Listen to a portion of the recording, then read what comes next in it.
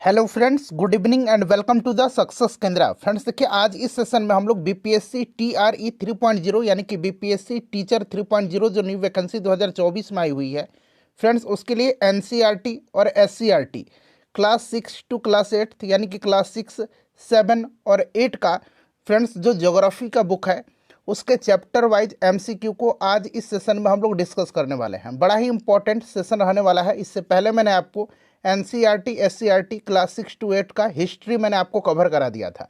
अगर आपने नहीं देखा है उसको तो देखिएगा, लिंक आपको डिस्क्रिप्शन बॉक्स में मिल जाएगा।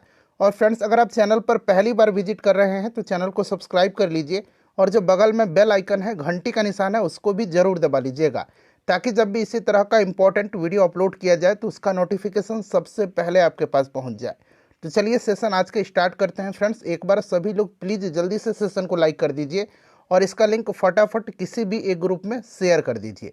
फ्रेंड्स चलिए अब सेशन हम लोग आज का स्टार्ट करते हैं। तो फ्रेंड्स, जैसे मैंने आपको बताया है कि आज इस सेशन में हम लोग बीपीएससी टीआरई 3.0 यानी कि बीपीएससी टीचर 3.0 जो न्यू वैकेंसी 2024 में आई हुई है फ्रेंड्स, उसके लिए एनसीईआरटी और एससीईआरटी, जी हाँ फ्रेंड्स, एनसीईआरटी और एससीईआरटी क्लास 6, 7 और 8 यानी कि क्लास 6 टू 8 का जो एनसीईआरटी और एससीईआरटी ज्योग्राफी का यानी कि भूगोल का जो बुक है उसके सारे एमसीक्यू को हम लोग चैप्टर वाइज आज एक ही सेशन में कंप्लीट कर लेंगे।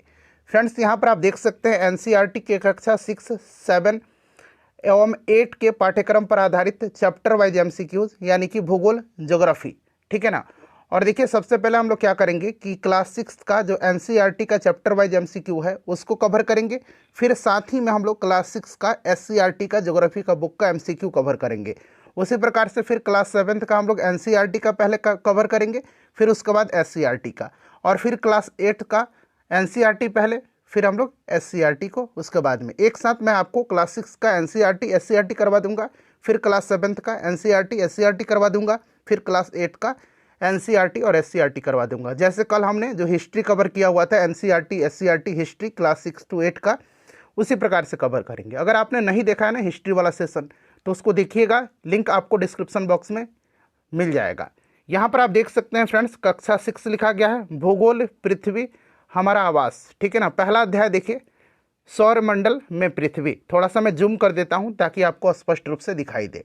सेशन थोड़ा सा लंबा होने वाला है इसीलिए इसको धैर्यपूर्वक देखिएगा। चलिए एक बार सभी लोग सेशन को लाइक कर दीजिए।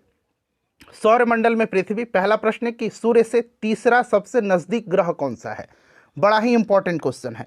अब यहाँ पर ध्यान दीजिएगा फ्रेंड्स, सूर्य से दूरी के अनुसार अगर हम बात करें तो सबसे पहले बुध आता है, फिर शुक्र, फिर पृथ्वी, यानी कि पृथ्वी तीसरे नंबर पर आता है। क्रम याद रखिएगा, बुध, शुक्र, पृथ्वी, मंगल, बृहस्पति, शनि, अरुण यानी कि यूरेनस और वरुण यानी कि नेपच्यून। ये आपका सूर्य से दूरी के अनुसार क्रम हो गया, ठीक है ना।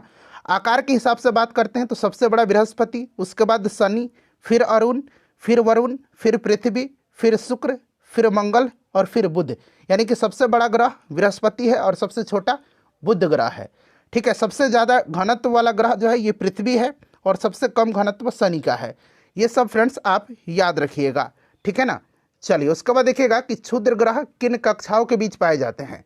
क्षुद्र ग्रह जो है ये किन कक्षाओं के बीच पाए जाते हैं, चलिए बताइएगा। तो देखिए, क्षुद्र ग्रह जो है ना फ्रेंड्स, ये मंगल और बृहस्पति के कक्षाओं के बीच पाए जाते हैं। बड़ा ही इंपॉर्टेंट क्वेश्चन है, इसको आप जरूर ही फ्रेंड्स ध्यान रखिएगा, ठीक है ना। चलिए उसके बाद देखिएगा कि किस ग्रह को पृथ्वी की जुड़वा बहन के नाम से जाना जाता है। किस ग्रह को, तो पृथ्वी की जुड़वा बहन, पृथ्वी की भगनी, सांझ का तारा, भोर का तारा, इन सब के नाम से किसको जाना जाता है, शुक्र ग्रह को जाना जाता है। ऑप्शन नंबर यहाँ पर 2 राइट आंसर हो जाएगा, ठीक है ना। शुक्र के पास कोई भी उपग्रह नहीं है, इस चीज़ को आप जरूर याद रखिएगा, और इसको पृथ्वी का निकटतम, सबसे चमकीला और सबसे गर्म ग्रह भी कहा जाता है। ये सारे पॉइंट्स आप ध्यान रखिएगा। चलिए, ध्रुव तारे से किस दिशा का ज्ञान होता है।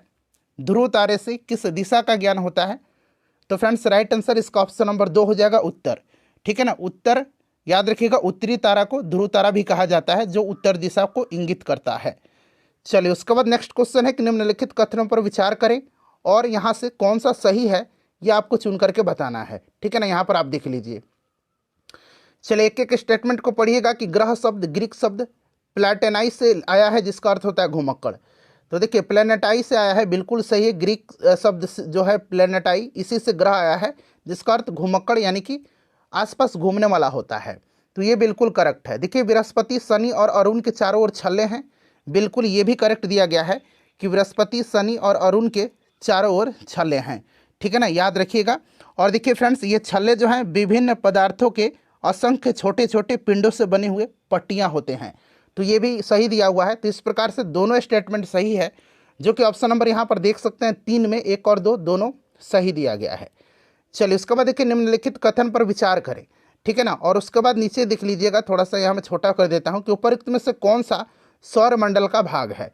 तो सबसे पहले ध्यान दीजिएगा, सौर मंडल का भाग कौन सा है, ये आपसे पूछा गया है। तो देखिए सौर मंडल में सूर्य और वह खगोलीय वस्तुएं सम्मिलित हैं जो इस मंडल में एक दूसरे से गुरुत्वाकर्षण बल द्वारा बंधे हैं। कई तारे के इर्द गिर्द परिक्रमा करते हुए किसी तारे के इर्द गिर्द परिक्रमा करते हुए उन खगोलीय वस्तुओं के समूह को ग्रहीय मंडल कहा जाता है। और जो अन्य तारे न हो, जैसे कि ग्रह, बौने ग्रह, प्राकृतिक उपग्रह, क्षुद्र ग्रह, उल्का, धूमकेतु, खगोलीय धूल, ठीक है ना। तो यहाँ पर आप देखेंगे ये सारे के सारे जो हैं यहाँ पर आपके सौरमंडल के भाग हैं, ठीक है ना। सूर्य 8 ग्रह, चलिए सूर्य ग्रह 8 हैं, ये 8 ग्रह, उपग्रह, कुछ अन्य खगोलीय पिंड जिन्हें हम लोग क्षुद्र ग्रह या उल्का पिंड के रूप में जानते हैं, ये सब सौरमंडल का निर्माण करते हैं। और सूर्य जो होता है ये सौरमंडल के केंद्र में होता है सूर्य, ये भी आप ध्यान रखिएगा। तो उपरोक्त सभी यहाँ पर मेरे हिसाब से राइट आंसर हो जाएगा। चलिए ऑप्शन 4 ही इसका करेक्ट आंसर होगा। चलिए अब दूसरा चैप्टर आ गया फ्रेंड्स कि ग्लोब अक्षांश एवं देशांतर। देखिए कर्क रेखा का अक्षांशीय मान क्या है, कर्क रेखा का अक्षांशीय मान क्या है। चलिए सभी लोग बताइए इसका राइट आंसर क्या हो जाएगा, कर्क रेखा का अक्षांशीय मान। तो देखिए 23.5 डिग्री उत्तरी अक्षांश को कर्क रेखा कहा जाता है, ठीक है ना। तो यहाँ पर ऑप्शन नंबर 1 राइट आंसर हो जाएगा। और 23.5 डिग्री दक्षिणी अक्षांश को मकर रेखा कहा जाता है। क्लियर। कर्क रेखा जो है ये भारत के 8 राज्य से गुजरती है। कौन कौन से उंगली पर काउंट करेंगे, गुजरात, राजस्थान, मध्य प्रदेश, छत्तीसगढ़, झारखंड, पश्चिम बंगाल, त्रिपुरा और मिजोरम से। अच्छा एक और इम्पॉर्टेंट पॉइंट नोट कर लीजिएगा कि 2 अक्षांशों के मध्य की दूरी कितनी होती है, तो 111 किलोमीटर होती है, इसे भी आप ध्यान रखिएगा। चलिए उसके बाद देखिएगा कि भारत का मानक याम्योत्तर है, भारत का मानक याम्योत्तर है, चलिए बताएंगे। तो 82.5 डिग्री पूर्वी देशांतर को भारत का मानक याम्योत्तर माना गया है। और यह इलाहाबाद के निकट मिर्ज़ापुर से गुजरती है। और यह समय ग्रीनविच की जो मीन टाइम है उससे 5.5 घंटा आगे है। क्लियर। तो 82.5 डिग्री पूर्वी देशांतर को, जो कि कहाँ पर दिया गया है, ऑप्शन नंबर 1 में दिख रहा है। कर्क वृत्त किस गोलार्ध में स्थित है, कर्क वृत्त जो है यह उत्तरी गोलार्ध में है, ठीक है ना। विषुवत वृत्त से ध्रुवों तक स्थित समानांतर वृत्त को क्या कहते हैं। चलिए बताइएगा इसका राइट आंसर क्या हो जाएगा। विषुवत वृत्त से ध्रुवों तक स्थित सभी समानांतर वृत्तों को अक्षांश रेखाएं कहा जाता है। अक्षांश यहाँ पर राइट आंसर हो जाएगा, अक्षांश रेखाएं कहा जाता है। और अक्षांशों को अंश में मापा जाता है। और देखिए उत्तरी ध्रुव से दक्षिणी ध्रुव को मिलाने वाली जो रेखाएं हैं उनको देशांतर रेखाएं कहा जाता है। चलिए उसके बाद नेक्स्ट क्वेश्चन करेंगे कि निम्नलिखित कथनों पर विचार करें और इनमें से राइट आंसर आपको चुन करके बताना है। बताइएगा राइट आंसर क्या हो जाएगा। देखिए भूमध्य रेखा से ध्रुवों तक सभी समानांतर वृत्त देशांतर को समानांतर कहलाते हैं, बिल्कुल ये सही दिया गया है। और देखिए भूमध्य रेखा 0 डिग्री अक्षांश का प्रतिनिधित्व करती है। महाराष्ट्र में चंद्रपुर, ब्राजील में बेलो होरिजोंटो दोनों एक ही अक्षांश पर स्थित है, ये भी सही है। तीनों के तीनों स्टेटमेंट यहाँ पर सही दिए गए हैं, इसीलिए ऑप्शन नंबर यहाँ पर देखिएगा कौन सा सही हो जाएगा, तो उपयुक्त सभी यहाँ पर करेक्ट आंसर हो जाएगा, ठीक है ना फ्रेंड्स। चलिए उसके बाद देखिएगा छठा क्वेश्चन है कि निम्नलिखित कथनों पर विचार करें और इसमें से राइट आंसर आपको चुन करके बताना है, ठीक है ना। चलिए यहाँ से राइट आंसर आपको चुन करके बताना है। तो यहाँ पर फ्रेंड्स ध्यान दीजिएगा, भारत का GMT से 5.5 घंटा का, यानी कि 5 घंटे 3 मिनट आगे है, बिल्कुल जो ग्रीनविच मीन टाइम है उससे 5.5 घंटा आगे है। रूस में 11 मानक समय को अपनाया गया है, बिल्कुल सही दिया गया है। और पृथ्वी के प्रत्येक 1 घंटे के बीच 24 क्षेत्रों में विभाजित किया गया है, ठीक है ना। तो यहाँ पर तीनों के तीनों स्टेटमेंट जो हैं यहाँ पर सही दिए गए हैं, इसीलिए उपयुक्त सभी यहाँ पर इसका राइट आंसर हो जाएगा। पृथ्वी को 1 घंटे के 24 समय क्षेत्रों में विभाजित किया गया है और प्रत्येक क्षेत्र इस प्रकार 15 डिग्री देशांतर को तय करता है। चलिए उसके बाद नेक्स्ट क्वेश्चन कर लेंगे। देखिए अगला हमारा चैप्टर आ गया पृथ्वी की गतियाँ। देखिए किस तारीख को दिन और रात बराबर होते हैं। किस तारीख को दिन और रात बराबर होते हैं? चलिए सभी लोग आंसर कमेंट करिएगा, किस तारीख को दिन और रात बराबर होते हैं? बताइए इसका करेक्ट आंसर क्या हो जाएगा, दिन और रात बराबर होते हैं कब? तो देखिए फ्रेंड्स, दिन और रात जो हैं ये बराबर कब होते हैं, तो कब होते हैं, राइट आंसर बता दीजिए पहले। देखिए यहाँ पर 21 मार्च और 23 सितंबर को, ठीक है ना, 21 मार्च और 23 सितंबर को संपूर्ण पृथ्वी पर दिन और रात बराबर होते हैं, और इनको क्रमशः क्या कहा जाता है, 23 सितंबर को शरद विषु कहा जाता है, 23 सितंबर को शरद विषु, और 21 मार्च को क्या कहा जाता है, वसंत विषु कहा जाता है। इस चीज़ को आप ध्यान रखेंगे, ठीक है ना। तो एक और दो दोनों राइट आंसर हो जाएगा। चलो उसके बाद देखिएगा कि पृथ्वी की सूर्य के चारों ओर की गति को क्या कहा जाता है? तो पृथ्वी की सूर्य के चारों ओर की जो गति है उसको क्या कहा जाता है, उसको परिभ्रमण कहा जाता है, उसको वार्षिक गति कहा जाता है, ठीक है ना, याद रखिएगा क्या कहा जाता है, वार्षिक गति कहा जाता है। और एक आपका कौन सा है, एक आपका रिवॉल्यूशन है, क्या बोलते हैं उसको फ्रेंड्स, उसको हम लोग रोटेशन बोलते हैं। ये तो रिवॉल्यूशन परिभ्रमण कहलाता है, ठीक है ना, उसको हम लोग रोटेशन बोलते हैं, दैनिक गति, ठीक है ना। पृथ्वी अपने अक्ष पर पश्चिम से पूर्व घूमती रहती है, जिससे पृथ्वी का घूर्णन या घूर्णन कहा जाता है, या रोटेशन कहते हैं, और इसी के कारण दिन और रात होता है। तो इसको भी आप ध्यान रखेंगे किस प्रकार से, तो पश्चिम से पूर्व घूमती है। चलिए, पृथ्वी अपनी कक्षा में घूमते हुए सूर्य के चारों ओर एक चक्कर कितने समय में पूरा करती है? तो एक चक्कर जो है यह 365 दिन और 6 घंटे में पूरा करती है। तो यहाँ पर आप देखिएगा राइट आंसर यहाँ पर इसका क्या हो जाएगा, ऑप्शन नंबर 4 हो जाएगा, ठीक है ना, ऑप्शन नंबर यहाँ पर 4 राइट आंसर हो जाएगा। चलिए उसके बाद देखिएगा कि क्या होता है जब कोई व्यक्ति पूर्व से पश्चिम तक 180 डिग्री देशांतर पार करता है, बताइए। तो देखिए एक दिन का नुकसान होता है, एक दिन का नुकसान जब वह पूर्व से पश्चिम तक, पूर्व से पश्चिम तक, जो कि प्रश्न में पूछा गया है, पूर्व से पश्चिम तक 180 डिग्री देशांतर को पार करता है। और एक दिन का लाभ कब होता है, जब पश्चिम से पूर्व की ओर 180 डिग्री पार करता है। तो यहाँ पर नुकसान होगा इसका, ठीक है ना, और लाभ कब होगा, जब पश्चिम से पूर्व की ओर, ठीक है ना। देखिए निम्नलिखित कथन पर विचार करना है और यहाँ से सही आंसर आपको चुन करके बताना है। चलिए पढ़ेंगे और आंसर आप कमेंट करिएगा। तो यहाँ पर देखिए फ्रेंड्स, देखिएगा कि सूर्य चारों ओर चक्कर लगाने में अभी मैंने आपको बताया 365.1/4 दिन लगता है, और पृथ्वी की धुरी जो कि एक काल्पनिक रेखा अपने कक्षीय तल के साथ 66.5 डिग्री का कोण बनाती है, ठीक है ना, बिल्कुल ये भी सही है, ठीक है फ्रेंड्स। तो एक और दो दोनों यहाँ पर सही दिया गया है, ऑप्शन नंबर यहाँ पर 3 राइट आंसर हो जाएगा। निम्नलिखित कथन पर विचार करें और फिर से यहाँ से आपको राइट आंसर चुन करके बताना है नीचे, ठीक है ना। तो चलिए यहाँ पर सभी को पढ़ लीजिएगा एक बार, चलिए पढ़िए राइट आंसर इसका क्या होगा। तो फ्रेंड्स यहाँ पर आप देखेंगे कि सूर्य की किरणें सीधे कर्क रेखा पर पड़ती है, बिल्कुल सही है, सीधे कर्क रेखा पर सूर्य की किरणें पड़ती है, और परिणाम स्वरूप इन क्षेत्रों में अधिक गर्मी प्राप्त होती है, ठीक है ना। और उसके बाद देखिए आर्कटिक वृत्त के आगे की जगह लगभग 6 महीने तक लगातार दिन के उजाले का अनुभव करती हैं, ये भी आपका सही दिया गया है, ठीक है ना। और देखिए भूमध्य रेखा के उत्तर क्षेत्रों में गर्मी है, बिल्कुल ये स्टेटमेंट आपका सही दिया गया है। और यहाँ पर देखिए इन जगहों पर सबसे लंबी रात और सबसे छोटा दिन 21 जून को होता है, गलत दिया गया है, ठीक है ना। आपका 21 जून को बड़ा दिन होता है, 21 जून को सबसे बड़ा दिन होता है, ठीक है ना। चलिए सबसे लंबा रात होता है, दिन होता है, और छोटी रात होती है, तो ये इसीलिए गलत दे दिया गया है। तो यहाँ पर हमने बताया 1, 2, 3 यहाँ पर राइट आंसर हो जाएगा। कौन सा कथन सही है, तो 1, 2 और 3 करेक्ट आंसर हो जाएगा। पृथ्वी की स्थिति जिसे शीतकालीन संक्रांति कहा जाता है, शीतकालीन संक्रांति कहा जाता है, बताइए राइट आंसर क्या हो जाएगा। शीतकालीन संक्रांति किसको कहा जाता है, करेक्ट आंसर क्या होगा इसका, बताइए। देखिए 22 दिसंबर होगा इसका आंसर। 22 दिसंबर के दिन सूर्य जो है ये मकर रेखा पर लंबवत होता है, और इसे मकर संक्रांति कहते हैं।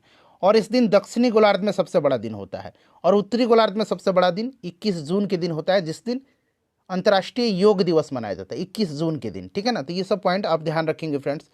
चलिए अब अगला चैप्टर आ गया, चुंबकीय सुई की दिशा हमेशा किस दिशा में होती है।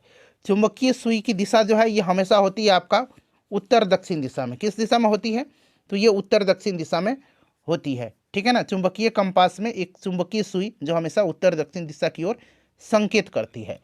चलिए एक छोटे से क्षेत्र का बड़े पैमाने पर खींचा गया रेखाचित्र क्या कहलाता है, तो फ्रेंड्स इसको क्या कहा जाता है, इसको कहा जाता है, क्या कहा जाता है, इसको खाका कहा जाता है। ठीक है ना, यहाँ पर ऑप्शन दिया गया है, इसको क्या कहा जाता है, इसको खाका कहा जाता है। निम्न में से क्या मानचित्र का घटक है? तो मानचित्र का घटक दिशा, दूरी और प्रतीक होता है। तो दिशा, दूरी और चिन्ह दिया गया, उपरोक्त सभी यहाँ पर राइट आंसर हो जाएगा। ठीक है ना। देखिए, मुख्य दिशाओं का पता लगाने के लिए क्या प्रयोग किया जाता है? मुख्य दिशाओं का पता लगाने के लिए किसका प्रयोग किया जाता है? तो फ्रेंड्स, ये दिक्सूचक का प्रयोग किया जाता है। चलिए, उसके बाद देखिएगा कि वृक्षों के वितरण को दिखलाने वाले मानचित्र को क्या कहते हैं? वृक्षों के वितरण को दिखलाने वाले, बताइए इसका राइट आंसर क्या हो जाएगा? तो फ्रेंड्स, इसको कहा जाता है थीमेटिक मानचित्र। ठीक है ना, इसको क्या कहा जाता है? इसको थीमेटिक मानचित्र कहा जाता है। वनों के वितरण को दिखाने वाले मानचित्र को हम लोग थीमेटिक मानचित्र कहते हैं। ठीक है ना, थीमेटिक मानचित्र कहा जाता है। और देखिए, कुछ मानचित्र विशेष जानकारियां प्रदान करते हैं, जैसे कि सड़क, वर्षा, वन, ये सब। ठीक है ना, तो इस चीज़ को आप ध्यान रखिएगा। आगे इसके बारे में मैं आपको डिटेल में डिस्कस करा दूंगा, आप चिंता मत करिएगा। देखिए, सड़क के नक्शे, वर्षा के नक्शे, जंगलों के वितरण को दर्शाने वाले नक्शे, उद्योग इत्यादि, ये विषयगत मानचित्र के रूप में इनको जाना जाता है। ठीक है ना, और मानचित्र के 3 घटक मैंने आपको बता ही दिए, दूरी, दिशा और प्रतीक। क्लियर ना? चलिए, उसके बाद देखिए अगला प्रश्न कर लेंगे। नेक्स्ट क्वेश्चन है हमारा, हाँ, अगर और भौतिक मानचित्र के बारे में जान लीजिए। देखिए, भौतिक मानचित्र जो होता है ना, ये पृथ्वी की प्राकृतिक विशेषताओं जैसे कि पर्वत, पठार, मैदान, नदियाँ, महासागर, इन सब का प्रतिनिधित्व करता है। और एक राजनीतिक मानचित्र है जो विश्व महाद्वीपों और प्रमुख भौगोलिक क्षेत्रों के राजनीतिक विभाजन या मानव निर्मित सीमाओं का प्रतिनिधित्व करता है। चलिए, निम्नलिखित कथनों पर विचार करें और राइट आंसर चुन करके बताना। अब यहाँ से आप देख लीजिएगा, नक्शे के 3 घटक हैं, दूरी, दिशा और प्रतीक। तो ये आपका सही दिया गया है। ठीक है ना, ये आपका सही दिया गया है। और देखिए, विशिष्ट सूचनाओं जैसे कि सड़क मानचित्र, वर्षा मानचित्र पर ध्यान केंद्रित करने वाला मानचित्र को राजनीतिक मानचित्र कहा जाता है, नहीं, इनको भौतिक मानचित्र कहा जाता है, जैसे कि अभी मैंने आपको बताया है। ठीक है ना, तो ये पहला गलत है, दूसरा सही है। तो यहाँ पर केवल 2 राइट आंसर होगा। चलिए, उसके बाद देखिएगा कि इस पर विचार करना है और उपरोक्त में से कौन सा कार्डिनल पॉइंट है, कौन सा इसमें से कार्डिनल पॉइंट है। तो देखिए फ्रेंड्स, उत्तर, दक्षिण, पूर्व और पश्चिम 4 प्रमुख दिशाएं हैं, उन्हें कार्डिनल पॉइंट कहा जाता है। तो उत्तर और दक्षिण दिया गया है, यानी कि 3 और 4 इसका राइट आंसर हो जाएगा। ठीक है ना, इस चीज़ को आप ध्यान रखिएगा। और अन्य 4 मध्यवर्ती दिशाएं हैं, उत्तर पूर्व, दक्षिण पश्चिम और उत्तर पश्चिम। ठीक है ना, तो ये कार्डिनल 4 हैं, पूर्व, पश्चिम, उत्तर, दक्षिण। तो 3 और 4 यहाँ पर ऑप्शन नंबर 2 राइट आंसर इसका हो जाएगा। चलिए, अगला प्रश्न है हमारा। देखिए, ये बड़ा इंपॉर्टेंट है, स्थान और रंग यानी कि पारंपरिक प्रतीक। अब देखिए, पर्वत को किस रंग से दर्शाया जाता है, बताइए राइट आंसर क्या होगा। देखिए, यहां पर ध्यान दीजिएगा, पर्वत पहाड़ के लिए भूरा रंग, पठार के लिए पीला रंग, मैदान के लिए हरा रंग का उपयोग किया जाता है, और जल निकाय को दर्शाने के लिए नीला रंग का प्रयोग किया जाता है। ठीक है ना, तो यहां पर देख लीजिए, राइट आंसर इसका आपका केवल 3 हो जाएगा। हरा रंग मैदान के लिए दर्शाया जाता है। ठीक है ना, चलिए, उसके बाद नेक्स्ट क्वेश्चन आ गया, अगला चैप्टर आ गया हमारा कि पृथ्वी के प्रमुख परिमंडल, पृथ्वी के जिस ठोस भाग पर हम रहते हैं उसे क्या कहते हैं? पृथ्वी के जिस ठोस भाग पर रहते हैं हम, उसको हम लोग क्या कहते हैं? तो फ्रेंड्स, उसको हम लोग भूमंडल कहते हैं। क्या कहते हैं फ्रेंड्स? उसको हम लोग भूमंडल कहते हैं। भूमंडल यहाँ पर राइट आंसर हो जाएगा। ठीक है, और पृथ्वी के बहुत बड़े भाग पर जल पाया जाता है, जिसको कि हम लोग जलमंडल कहते हैं। गैसों की परतें जो पृथ्वी की चारों ओर घेरती है उसे वायुमंडल कहा जाता है। ठीक है ना, तो ये सब पॉइंट आप याद रखिएगा। चलिए, विश्व का दूसरा सबसे बड़ा महाद्वीप एशिया है, और दूसरा सबसे बड़ा महाद्वीप जो है ये आपका अफ्रीका हो जाएगा। ठीक है, और देखिए, एकमात्र महाद्वीप है अफ्रीका जहाँ से आपके कर्क रेखा, भूमध्य रेखा और मकर रेखा गुजरती है। विश्व की सबसे लंबी नदी नील नदी अफ्रीका में ही बहती है, इस चीज़ को आप ध्यान रखिएगा। विश्व की पहली महिला कौन थी जिन्होंने एवरेस्ट पर कदम रखा था? तो माउंट एवरेस्ट पर चढ़ने वाली पहली महिला कौन थी? जुंको तेबई थी। ठीक है ना, जुंको तेबई एक जापानी पर्वतारोही है, इस चीज़ को आप ध्यान रखिएगा। अगला प्रश्न है हमारा, नेक्स्ट क्वेश्चन कर लेंगे। देखिए कि अटलांटिक महासागर अंग्रेजी भाषा के किस अक्षर के समान है? तो अटलांटिक महासागर जो है ना, यह विश्व की दूसरी सबसे बड़ी महासागर है, सबसे बड़ा प्रशांत महासागर है, और अटलांटिक महासागर की आकार अंग्रेजी के एस आकार के जैसा है। ठीक है ना, और प्रशांत महासागर का आकार कैसा है? तो इसका आकार लगभग त्रिकोणीय है प्रशांत महासागर का। चलो, उसके बाद देखिएगा कि माउंट एवरेस्ट समुद्र तल से कितना मीटर ऊंचा है? तो आप एग्जैक्ट याद रखिएगा 8,848 8,848.86 मीटर। ठीक है ना, ये आप एग्जैक्ट याद रखिएगा। ठीक है, 8,848.86 मीटर अब आपको एग्जैक्ट याद रखना है। क्लियर ना। चलिए अगला प्रश्न हमारा, निम्नलिखित कथन पर विचार करना है और उसी प्रकार से यहाँ पर सही आंसर आपको इसमें से चुन करके बताना है। अब यहाँ पर देखिएगा कि स्थल मंडल में पृथ्वी की परत की चट्टानें और मिट्टी की पतली परतें शामिल हैं। ठीक है, चलिए उसके बाद अगला स्टेटमेंट पढ़िएगा। यहाँ पर ये आपका बिल्कुल जो है करेक्ट दिया गया है। दूसरा स्टेटमेंट देखिएगा कि समुद्र जल का स्तर सभी जगह समान रूप से होता है, तो ये भी आपका सही है। और भूमि की ऊंचाई समुद्र तल से मापी जाती है, जिससे एक रूप में लिया जाता है। नहीं, ये ऊंचाई जो होती है ना अलग अलग होती है, पहाड़ों की ऊंचाई से अलग होती है, फिर किसी, तो ये अलग अलग होती है, तो एक रूप से ये गलत दिया गया है। पहला और दूसरा स्टेटमेंट यहाँ पर आपका सही दिया गया है। इसके बाद चलिए नेक्स्ट क्वेश्चन है कि कौन सा महासागर एस आकार का है। तो एस आकार का जो है कौन सा महासागर है फ्रेंड्स, अभी हमने कवर किया था इसको, तो ये अटलांटिक महासागर है। कौन सा एकमात्र महासागर किसी देश के नाम पर है, तो किसी देश के नाम पर है, एकमात्र हिंद महासागर है जो कि आपके भारत देश के नाम पर है। चलिए उसके बाद देखिएगा कि निम्न कथनों पर विचार करें और राइट आंसर यहाँ से आपको बताने हैं। चलिए एक एक करके सभी स्टेटमेंट को फ्रेंड्स अब पढ़िए। ठीक है ना। अब यहाँ पर देखिएगा कि वायुमंडल की लगभग 600 किलोमीटर की ऊंचाई तक फैला हुआ है। वायुमंडल लगभग 600 किलोमीटर, जी नहीं, 1000 से भी अधिक ऊंचाई पर यह फैला हुआ है। तो यहाँ पर आपका गलत हो जाएगा। संरचना, तापमान और अन्य गुणों के आधार पर वायुमंडल को 5 परतों में विभाजित किया गया है। कौन कौन से ये 5 परत हैं? क्षोभ मंडल, समताप मंडल, मध्य मंडल, बाह्य मंडल और बहिर्मंडल। तो ये आपका सही दिया गया है। तो यहाँ पर दूसरा स्टेटमेंट सही है, तो केवल 2 यहाँ पर राइट आंसर हो जाएगा। चलिए अब नेक्स्ट चैप्टर आ गया। पहला प्रश्न पढ़िएगा कि वह स्थलीय भाग जो कि आसपास की भूमि से ऊंची उठी होती है क्या कहलाती हैं। फ्रेंड्स इनको क्या कहा जाता है? इनको कहा जाता है पहाड़ी। ठीक है ना, इनको पहाड़ी कहा जाता है। इनको क्या कहा जाता है? पहाड़ी कहा जाता है। निम्न में से कौन सा पर्वत का प्रकार है? इसमें से देखिए पर्वत का प्रकार अगर आपसे पूछा जाए तो पर्वत के प्रकार इसमें से कौन से हैं? तो आपके बलित, ब्लॉक फॉरेस्ट और ज्वालामुखी पर्वत। ठीक है ना, ब्रह्मोत्सव और बलित और ज्वालामुखी, उपरोक्त सभी राइट आंसर हो जाएगा। अच्छा, बलित पर्वत का उदाहरण बार बार पूछा जाता है। ठीक है ना, बलित पर्वत का तो Himalaya, Alps, Ural, Rocky Andes, ये सब बलित पर्वत के उदाहरण हैं। चलिए पृथ्वी की भूपरपट्टी पर दूसरा सबसे प्रचुर तत्व कौन सा है? सबसे प्रचुर तत्व पूछा गया है, तो बताइए राइट आंसर क्या हो जाएगा? तो ऑक्सीजन पृथ्वी की भूपट्टी पर सबसे प्रचुर तत्व है ऑक्सीजन। लेकिन दूसरा जो पूछा गया है तो ये सिलिकॉन होगा। चलिए पठारों में किसकी प्रचुरता होती है? पठारों में किसकी प्रचुरता होती है?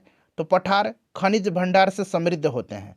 ठीक है ना, लावा पठार, काली मिट्टी की प्रचुरता होती है जो उपजाऊ और खेती के लिए अच्छी होती है। तो यहाँ पर देखिए आपका खनिज राइट आंसर हो जाएगा। देखिए पर्वतों पर हमेशा जमी रहने वाली बर्फ की नदियाँ क्या कहलाती हैं? तो इन नदियों को क्या कहा जाता है? हिमानी कहा जाता है। ठीक है ना, इनको हिमानी कहा जाता है। देखिए निम्नलिखित कथन पर विचार करें और यहाँ से आपको बताना है कि कौन सा इसमें सही दिया गया है। ठीक है ना। चलिए अब यहाँ पर देखिएगा इसमें से सही कौन सा दिया गया है। तो हिमालय पर्वत और आल्प्स युवा बलित पर्वत के यंग फोल्डेड माउंटेन एग्जाम्पल है, बिल्कुल सही है। भारत में अरावली श्रृंखला दुनिया की सबसे पुरानी बलित पर्वत क्रम में से एक है, ये भी सही दिया गया है। उसके बाद देखिए उत्तरी अमेरिका में आल्पेशियन और रूस में यूराल पर्वत बहुत पुराने बलित पर्वत है, ये भी आपका सही दिया गया है।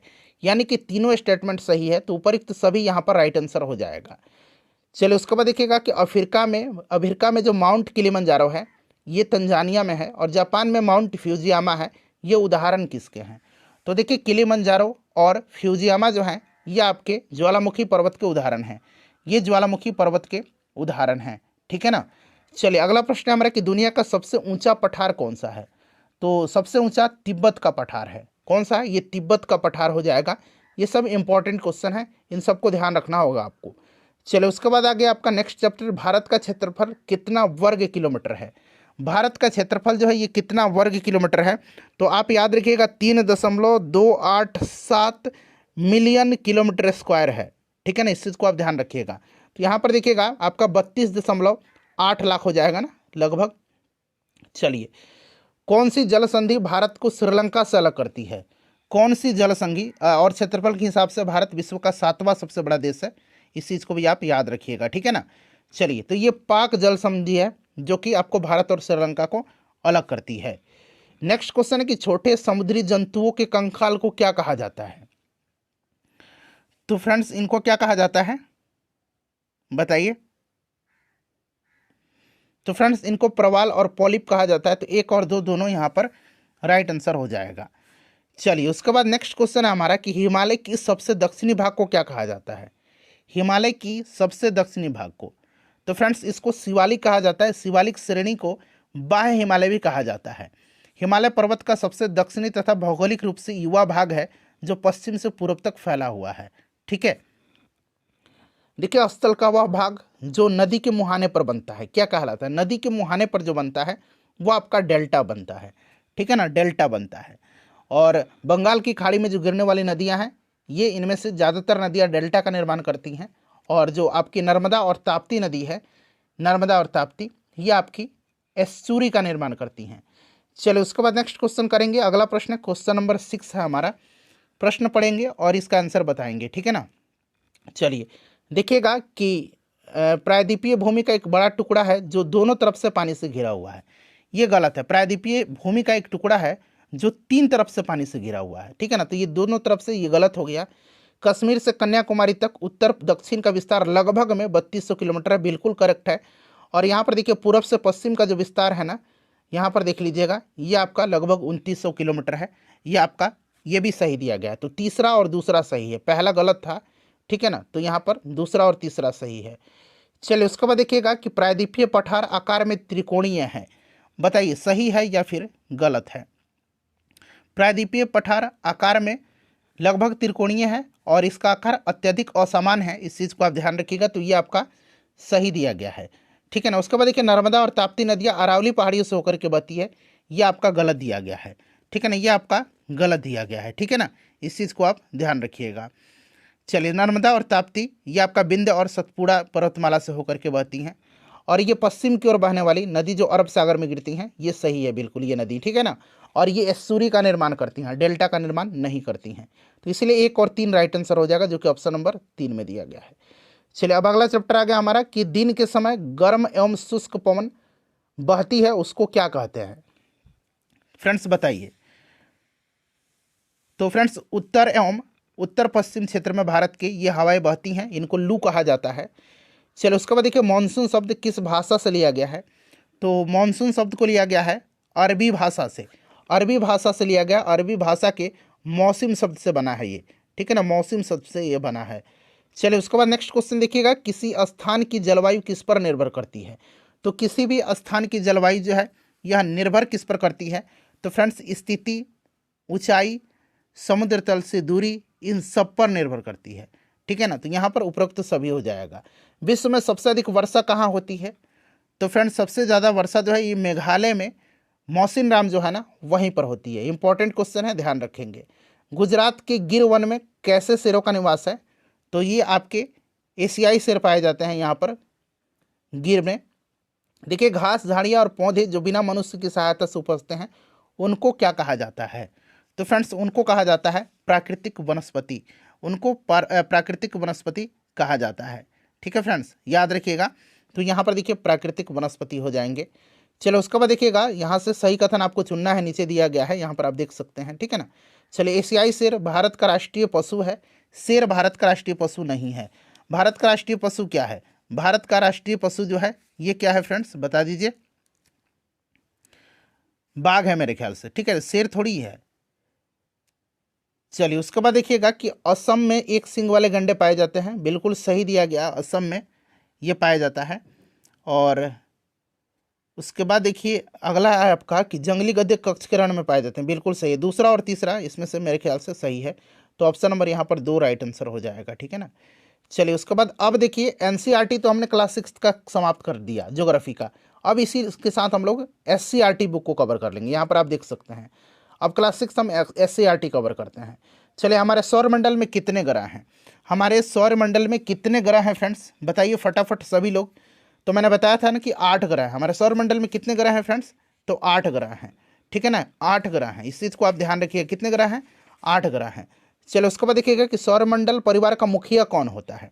तो सौरमंडल परिवार का मुखिया जो होता है ये सूर्य होता है। मुखिया तो सूर्य ही होगा ना। ठीक है ना, तो यहाँ पर 3 राइट आंसर हो जाएगा। चलिए उसके बाद देखिएगा कि सबसे बड़ा दिन कब होता है। सबसे बड़ा दिन जो होता है ये आपका कब होता है, तो सबसे बड़ा दिन जो होता है ये आपका कब होता है, 21 जून के दिन होता है सबसे बड़ा दिन, ठीक है ना। कहाँ, उत्तरी गोलार्ध में। और दक्षिणी गोलार्ध में सबसे बड़ा दिन कब होता है, दक्षिणी गोलार्ध में सबसे बड़ा दिन कब होता है, तो दक्षिणी गोलार्ध में सबसे बड़ा दिन जो होता है फ्रेंड्स वो आपका होता है कब, 22 दिसंबर को। ये भी आप ध्यान रखिएगा। देखिए चांद पर पहुंचने वाले पहले व्यक्ति कौन थे, तो चांद पर पहुंचने वाले पहले व्यक्ति जो थे ये कौन थे फ्रेंड्स, नील आर्मस्ट्रॉन्ग थे, ठीक है ना, जिन्होंने 1969 में चांद पर कदम रखा था, ठीक है, 1969 में।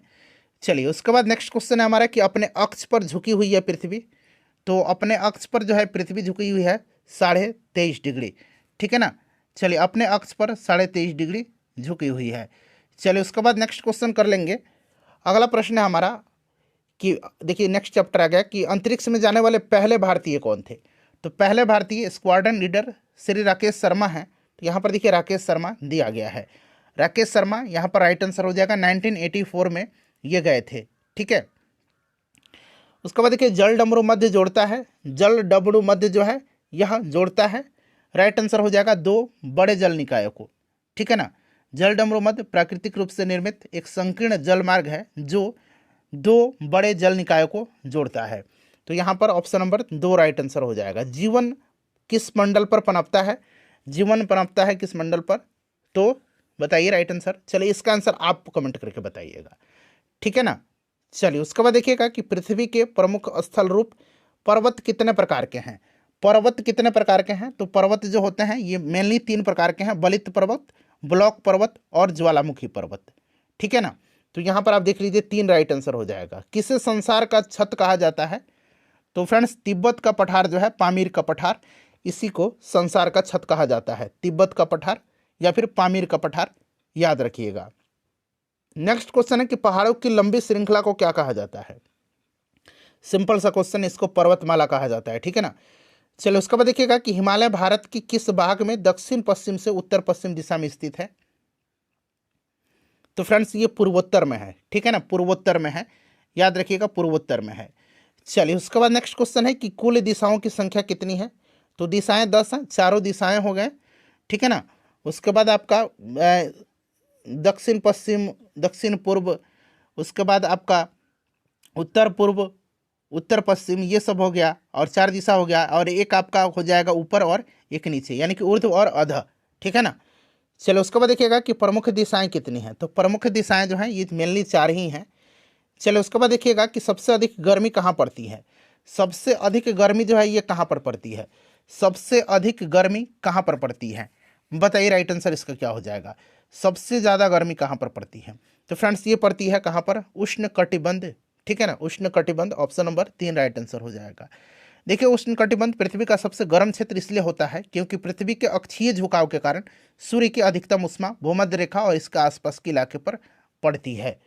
चलिए कर्क रेखा है, तो कई बार मैंने आपको बता दिया 23.5 डिग्री उत्तरी अक्षांश को।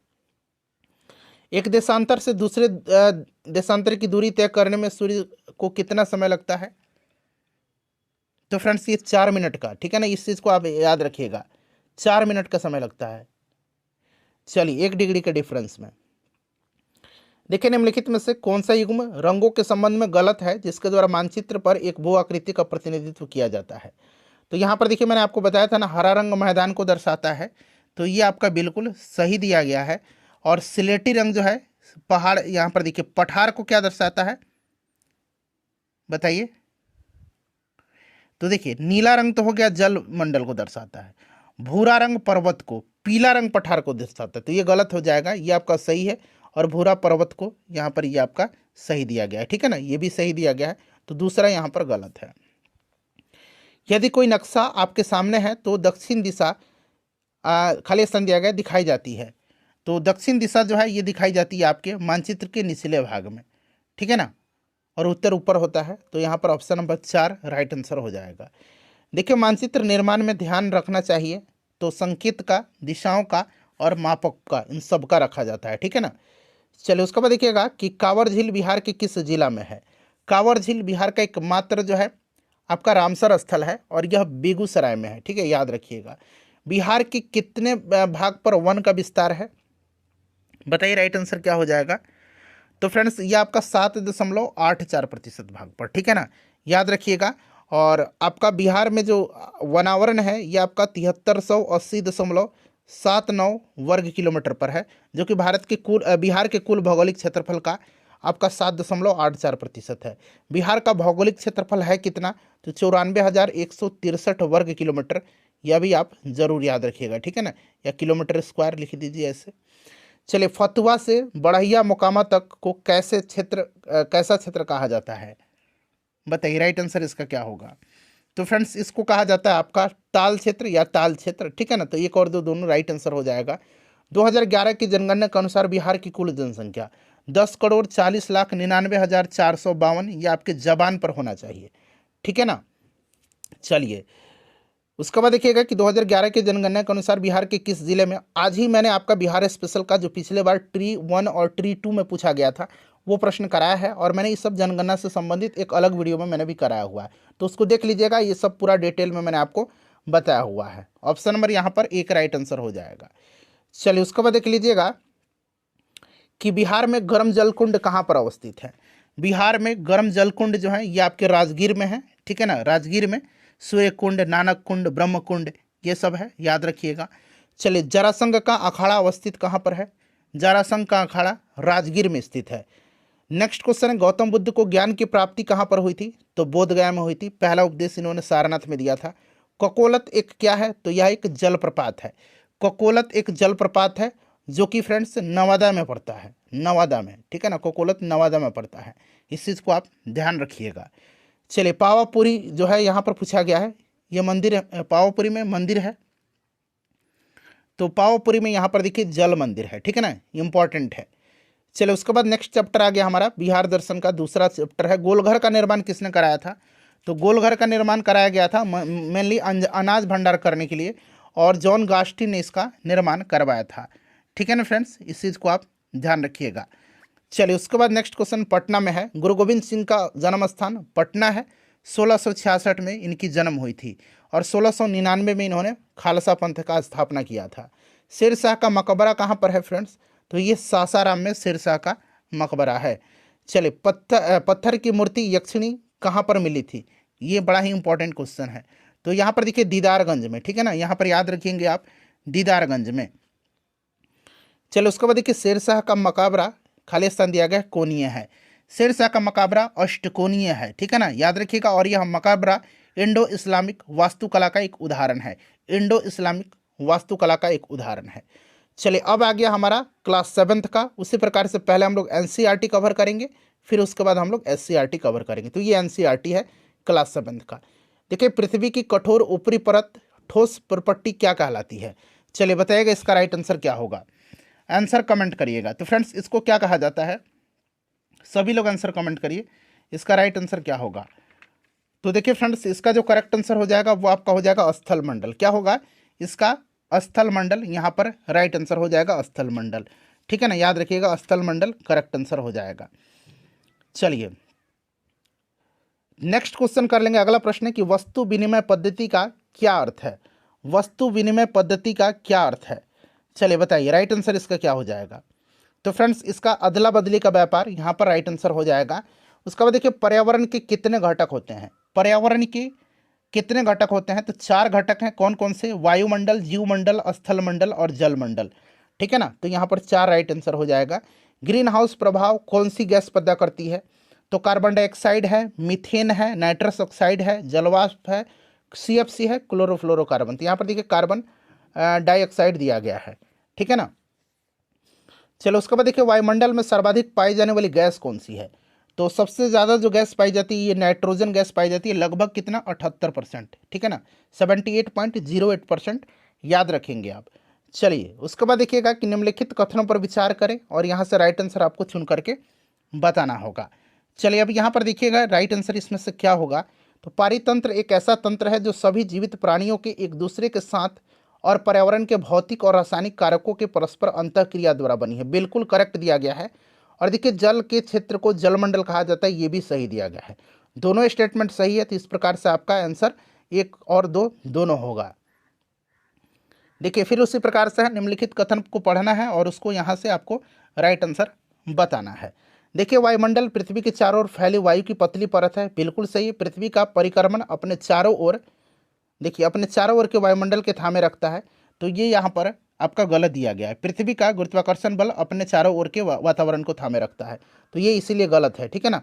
तीसरा सही है, ठीक है ना। तो पहला और तीसरा इसमें सही दिया गया है, जो कि आपका ऑप्शन नंबर 3 में दिख रहा है। चलिए फ्रेंड्स अगला प्रश्न करेंगे कि पृथ्वी की त्रिज्या कितनी है। पृथ्वी की त्रिज्या कितनी है, तो फ्रेंड्स ये आपका 6371 किलोमीटर है। इसको आप ध्यान रखिएगा, ये एनसीईआरटी का है, ठीक है ना। पृथ्वी की सबसे आंतरिक परत को क्या कहा जाता है। पृथ्वी की सबसे आंतरिक परत जो है उसको क्या कहा जाता है, तो फ्रेंड्स उसको कोर कहा जाता है, ठीक है ना। उसको कोर कहा जाता है आंतरिक परत को। पृथ्वी के आंतरिक परत को क्या कहते हैं, पृथ्वी के आंतरिक परत को कोर कहा जाता है। इस चीज़ को आप ध्यान रखिएगा, ठीक है। चलिए फ्रेंड्स आगे बढ़ेंगे, नेक्स्ट क्वेश्चन कर लेंगे। कोर कहा जाता है, इसको आप ध्यान रखिएगा। चलिए नेक्स्ट क्वेश्चन करेंगे। अगला प्रश्न है हमारा कि कोर का मुख्य रूप से, कोर जो होता है ये किसका बना होता है। कोर जो होता है ये आपका लोहा और निकेल का बना होता है। किसका बना होता है फ्रेंड्स, तो याद रखेंगे ये लोहा और निकेल का बना होता है। किसका बना होता है, बड़ा इंपॉर्टेंट क्वेश्चन है, इसको याद रखिएगा, लोहा और निकेल का बना होता है। चलिए उसके बाद नेक्स्ट क्वेश्चन कर लेंगे। अगला प्रश्न है हमारा, देखिए जब द्रवित मैग्मा ठंडा होकर ठोस हो जाता है तब इस प्रकार के चट्टान को क्या कहते हैं। इस प्रकार के चट्टान को क्या कहा जाता है, इसको आग्नेय चट्टान कहा जाता है।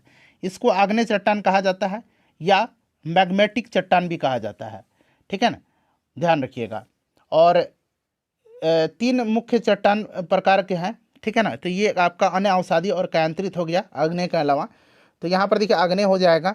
उसके बाद देखिए निम्नलिखित कथन पर विचार करें और राइट आंसर आपको बताने हैं। चलिए पढ़िएगा और राइट आंसर बताइए।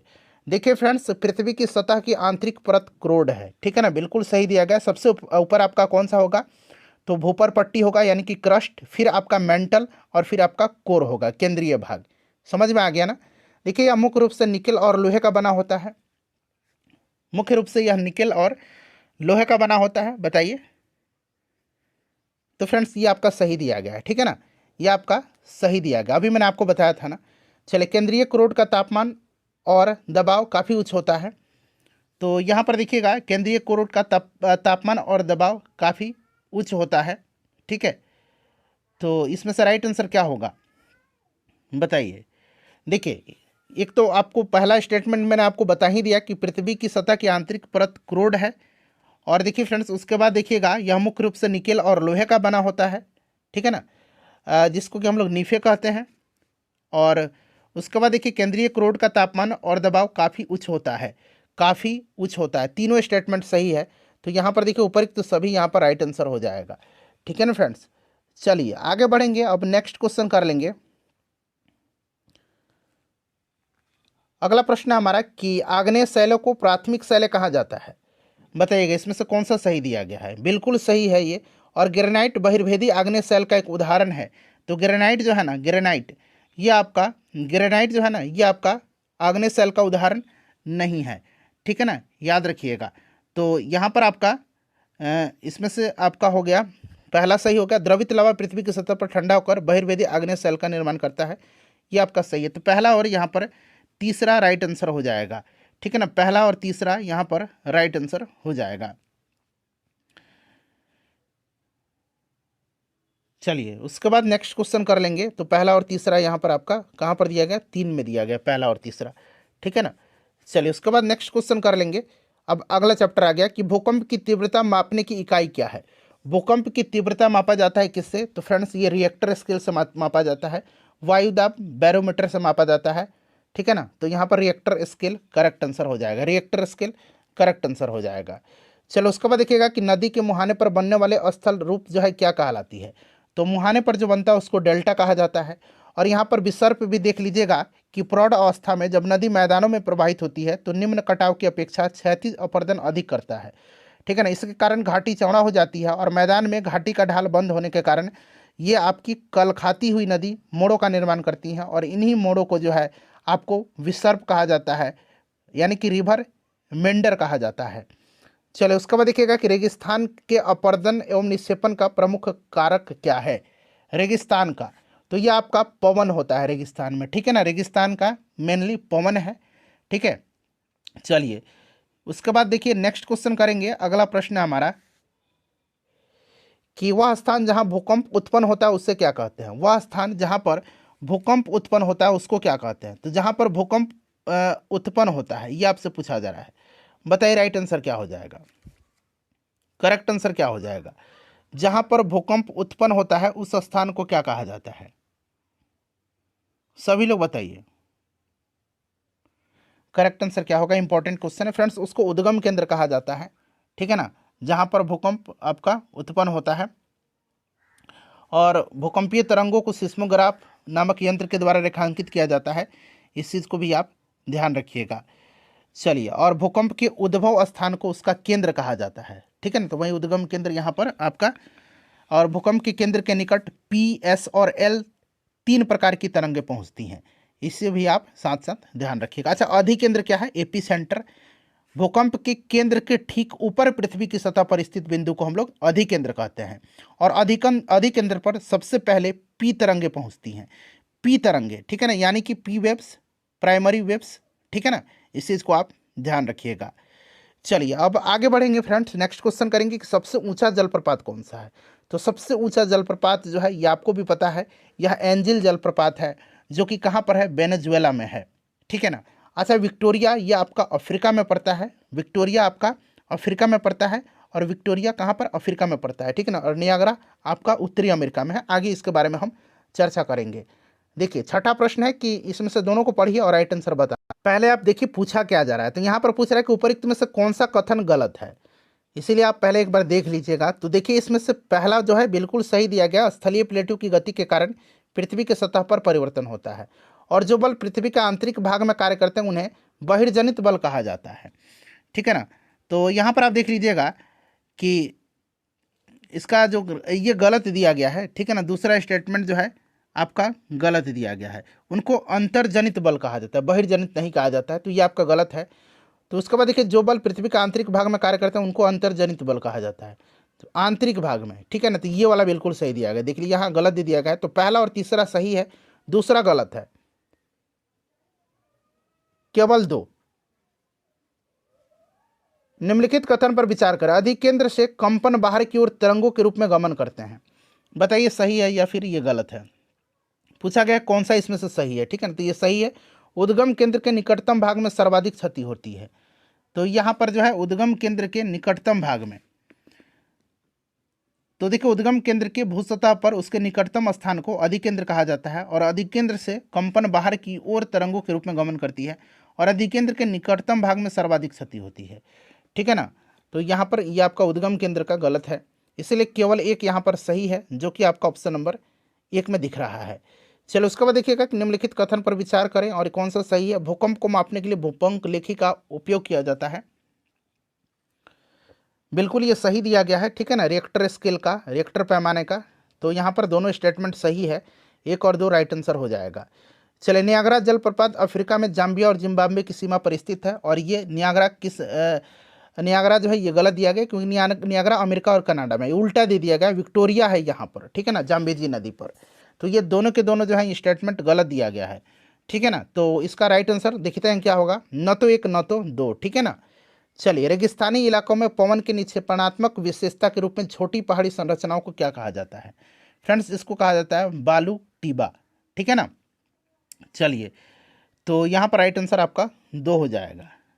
चलिए फ्रेंड्स आगे बढ़ेंगे। और देखिए चीन में विशाल लोयस निक्षेप पाए जाते हैं, इस चीज़ को भी आप ध्यान रखिएगा। चलिए उसके बाद देखिएगा कि ओजोन गैस वायुमंडल की किस परत में मौजूद होती है। ओजोन गैस जो होती है ये वायुमंडल की किस परत में मौजूद होती हैं। तो ओजोन जो होती है ये समताप मंडल में होती है। हवाई जहाज वायुमंडल की किस परत में उड़ते हैं, तो ये समताप मंडल में उड़ते हैं, ठीक है ना। 1 मिनट रुक जाइए, राइट आंसर हाँ समताप मंडल, ठीक है। और क्षोभ मंडल में जितनी भी वायुमंडलीय घटनाएं हैं ये सब घटित होती हैं।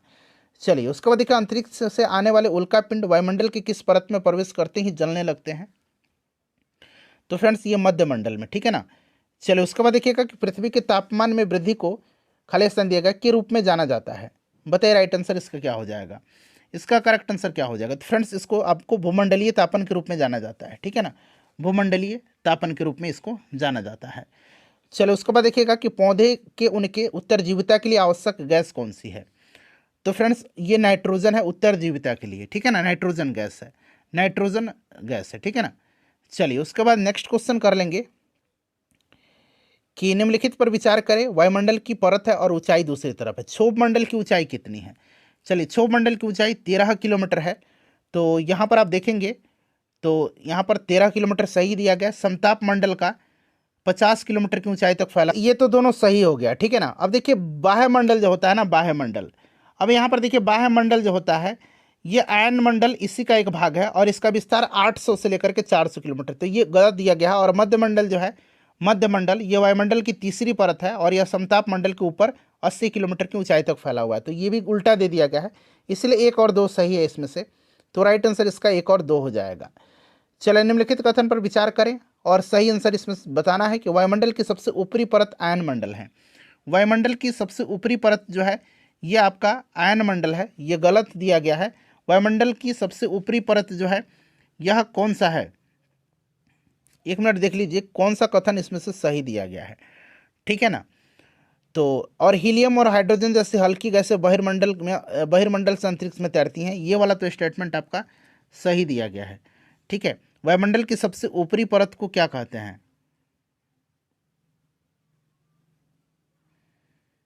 तो फ्रेंड्स ये आपका आयन मंडल, बाह्य वायुमंडल की बढ़ती ऊंचाई के साथ तापमान बहुत तेजी से बढ़ता है और आयन मंडल इसी का भाग है, इसका विस्तार 800 से 400 के बीच है, ठीक है। और इसका रेडियो प्रसारण में इससे मदद मिलता है, इस चीज़ को आप जानते भी हैं। वायुमंडल की सबसे ऊपरी परत जो होती है ना ये आपकी बहिर्मंडल है, तो ये वाला इसीलिए गलत है, ठीक है। तो इसमें केवल 2 राइट आंसर हो जाएगा, तो ऑप्शन नंबर पे देखिए 2 में दिया गया है। नेक्स्ट क्वेश्चन है हमारा कि निम्नलिखित कथन पर विचार करें, समुद्र स्तर पर वायुदाब सर्वाधिक होता है और ऊंचाई पर जाने पर यह घटता है, बताइए राइट आंसर इसका क्या हो जाएगा। तो यहाँ पर आपका ये बिल्कुल जो है आपका करेक्ट दिया गया है, ठीक है ना। और उच्च दाब बादल युक्त आकाश और नम मौसम के साथ जुड़ा होता है, ये आपका गलत दिया गया है। तीसरा स्टेटमेंट भी सही दिया गया है, ठीक है ना। तो इस प्रकार से आपका राइट आंसर इसका ऑप्शन 3 में दे रखा है, 1 और 3 राइट आंसर हो जाएगा।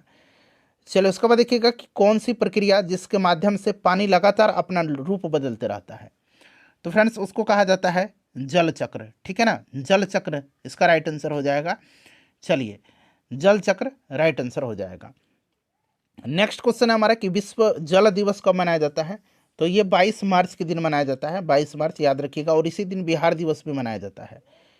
चलिए दिन में 2 बार नियम से महासागरीय जल का उठना और गिरना क्या कहलाता है। तो फ्रेंड्स इसको ज्वार भाटा कहा जाता है, क्या कहा जाता है, ज्वार भाटा। चंद्रमा और सूर्य की आकर्षण शक्ति के कारण मेनली ये आता है। चलिए उसके बाद नेक्स्ट क्वेश्चन है कि बृहत ज्वार किन दिनों में आते हैं। बृहत ज्वार जो है कब आता है। तो देखिए जब सूर्य, चंद्रमा और पृथ्वी एक सीधी रेखा में होंगे तो ज्वार की ऊंचाई अधिक होगी और इन्हें ऊंचा ज्वार कहा जाता है, और ये महीने में 2 बार आती है, और एक पूर्णिमा की अवधि के दौरान और दूसरा अमावस्या के दौरान।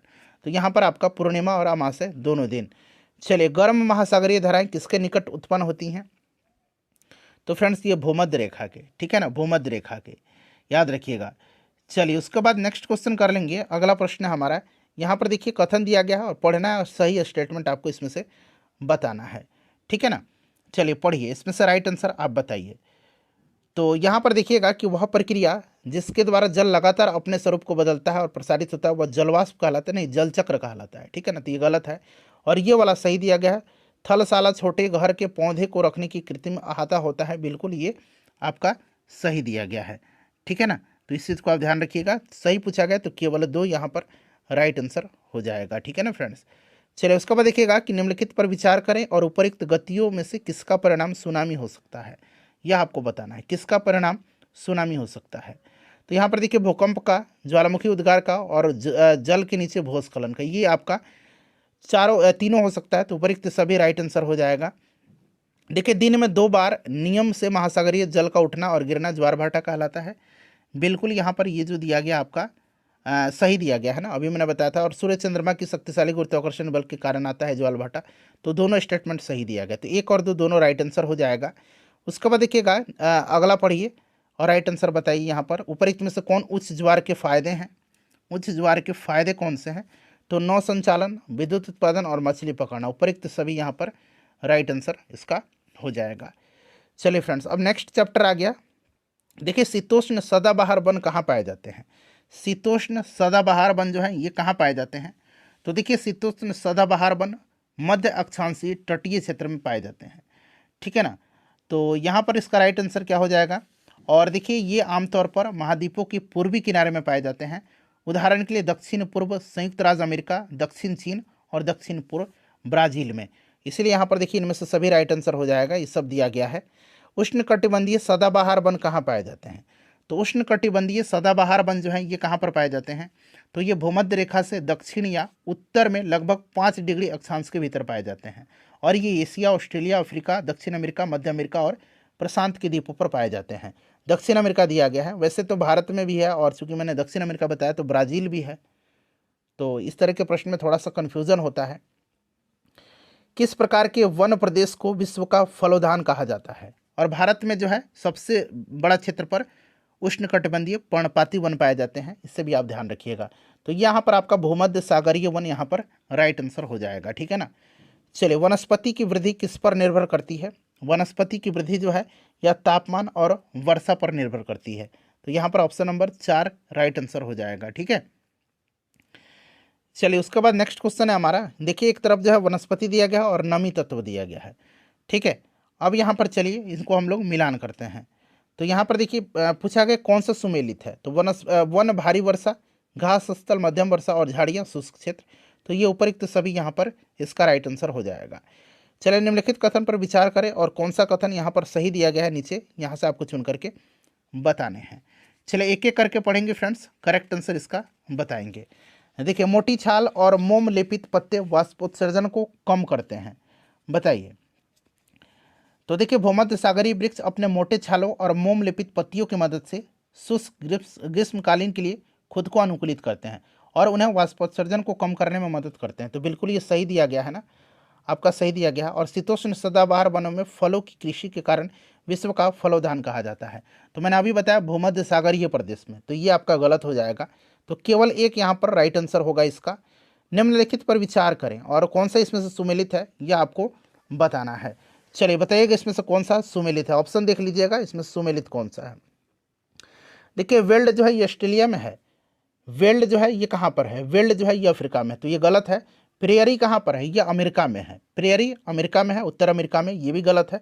पंपास जो है ये आपका दक्षिणी अमेरिका में है और ये अर्जेंटीना में है। डाउन्स कहाँ पर है, तो ये डाउन्स जो है फ्रेंड्स ये आपका ऑस्ट्रेलिया में है। कोई भी सही नहीं है, ठीक है ना। तो कोई भी इसमें से सुमेलित नहीं है, तो उपयुक्त में से कोई नहीं। चलिए उसके बाद देखिएगा कि अगला प्रश्न है, खाली स्थान दिया गया है एक दूसरे तक संकेत पहुंचाने की प्रक्रिया है। तो इसमें से संचार होगा। कोलकाता किस नदी के तट पर स्थित है। कोलकाता जो है ये हुगली नदी के तट पर है। स्वर्णिम चतुर्भुज महामार्ग किन राज्यों को जोड़ती है। तो ये आपका दिल्ली, मुंबई, कलकत्ता और चेन्नई यहाँ पर राइट आंसर हो जाएगा, ठीक है ना। चलिए उसके बाद नेक्स्ट क्वेश्चन करेंगे कि लोगों के मौसमी आवागमन को क्या कहते हैं। तो इसको क्या कहा जाता है फ्रेंड्स, बताइए राइट आंसर इसका क्या होगा। इसको कहा जाता है ऋतु प्रवास, ठीक है ना, ऋतु प्रवास कहा जाता है। सबसे बड़ा रेल मार्ग कौन सा है। तो फ्रेंड्स सबसे बड़ा रेल मार्ग जो है यह आपका कौन सा है। सबसे बड़ा रेल मार्ग कहाँ पर है, ट्रांस साइबेरियन रेल मार्ग है जो कि एशिया में है। चलो उसके बाद देखिएगा कि याक का उपयोग कहाँ पर किया जाता है यातायात के साधन के लिए। तो ये ठंडे इलाकों में किया जाता है। तो यहाँ पर देखिए तिब्बत दे रखा है। चलिए उसके बाद देखिएगा कि अनुकूलन यहाँ पर देखिए विचार करें और आदर्श बसाव स्थल के चयन के लिए उपयुक्त में से कौन सी प्राकृतिक दशाएं हैं, ठीक है, आदर्श के लिए। तो यहाँ पर देखिएगा आदर्श के लिए अगर हम बात करते हैं तो आपका करेक्ट आंसर क्या होगा। तो देखिए सबसे पहले तो आपका यहाँ पर हो जाएगा अनुकूल जलवायु, जल की उपलब्धता, उपयुक्त भूमि और उपजाऊ मिट्टी। और यहाँ पर तो ये वाला क्रम जो है सही दिया गया है, ये 1 2 3 4 ही होना चाहिए, ठीक है ना।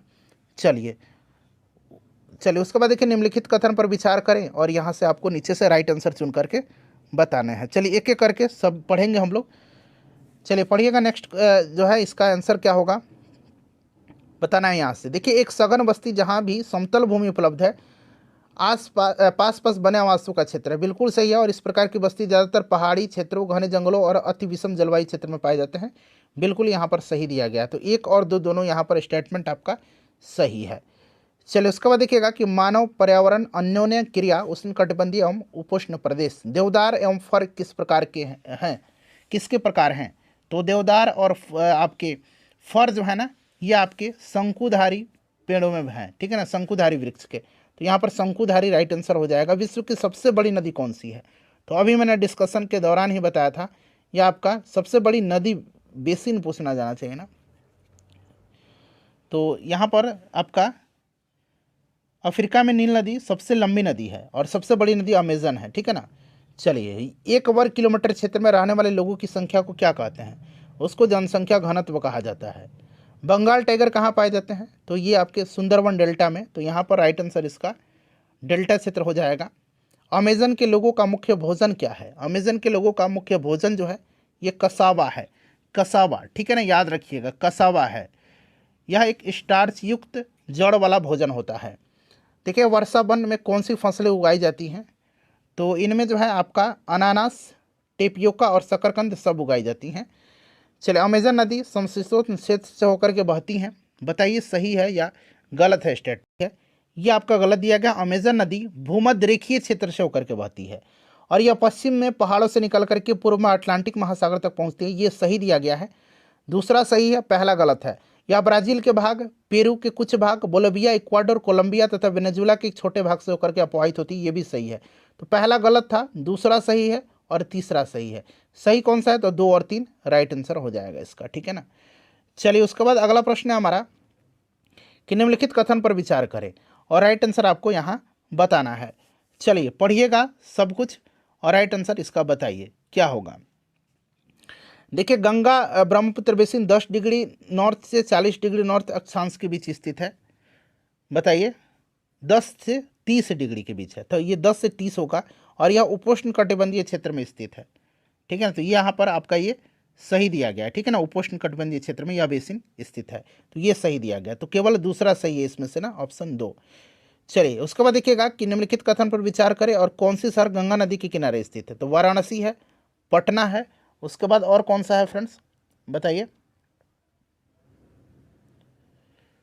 और कौन सा है? लखनऊ, कलकत्ता, ठीक है ना। कलकत्ता हुगली नदी पर है और हुगली गंगा की ही सहायक नदी है। तो इस चीज़ को यहाँ पर मान करके चला गया उपयुक्त सभी। चलिए, उसके बाद देखिएगा कि विश्व का सबसे बड़ा रेगिस्तान कौन सा है? तो सबसे बड़ा रेगिस्तान सहारा है, ये आपको भी पता है, ठीक है ना। तो यहाँ पर सहारा राइट आंसर हो जाएगा। सहारा रेगिस्तान कितने देशों से घिरा हुआ है? सहारा रेगिस्तान जो है यह कितने देशों से घिरा? तो ये घिरा हुआ है 11 देशों से, ठीक है ना। 4 लीबिया, अल्जीरिया, माली, मारिटानिया, नाइजर, सूडान, ट्यूनीसिया, मिस्र और मोरक्को में। तो 11 राइट आंसर हो जाएगा। सहारा रेगिस्तान में उगने वाली वनस्पति तो कैक्टस, खजूर के पेड़, एकेसिया, उपरोक्त सभी हो जाएगा। लद्दाख को और किस नाम से जाना जाता है? तो इसको जाना जाता है खापा चान के नाम से। इसका मतलब होता है हिम भूमि, ठीक है ना, हिम भूमि। चलो उसके बाद देख लीजिएगा, ऑप्शन 2 राइट आंसर हो जाएगा। लद्दाख रेगिस्तान के अधिकांश निवासी हैं, लद्दाख रेगिस्तान के ये अधिकांश बौद्ध हैं, बौद्ध और मुसलमान यहाँ पर। लद्दाख में हेमिस क्या है? तो हेमिस एक प्रसिद्ध बौद्ध मठ है, ठीक है ना। चलिए, उसके बाद देखिएगा कि उत्तरी अफ्रीका में स्थित सहारा रेगिस्तान विश्व का सबसे बड़ा रेगिस्तान है। अभी मैंने बताया था, बिल्कुल सही है। और सहारा रेगिस्तान 8 देशों को स्पर्श करता है, नहीं, अभी मैंने बताया था आपको 11 देशों को स्पर्श करता है। तो ये गलत हो जाएगा। कौन सा इसमें से सही है? तो केवल एक जो है आपका राइट आंसर हो जाएगा, ठीक है ना।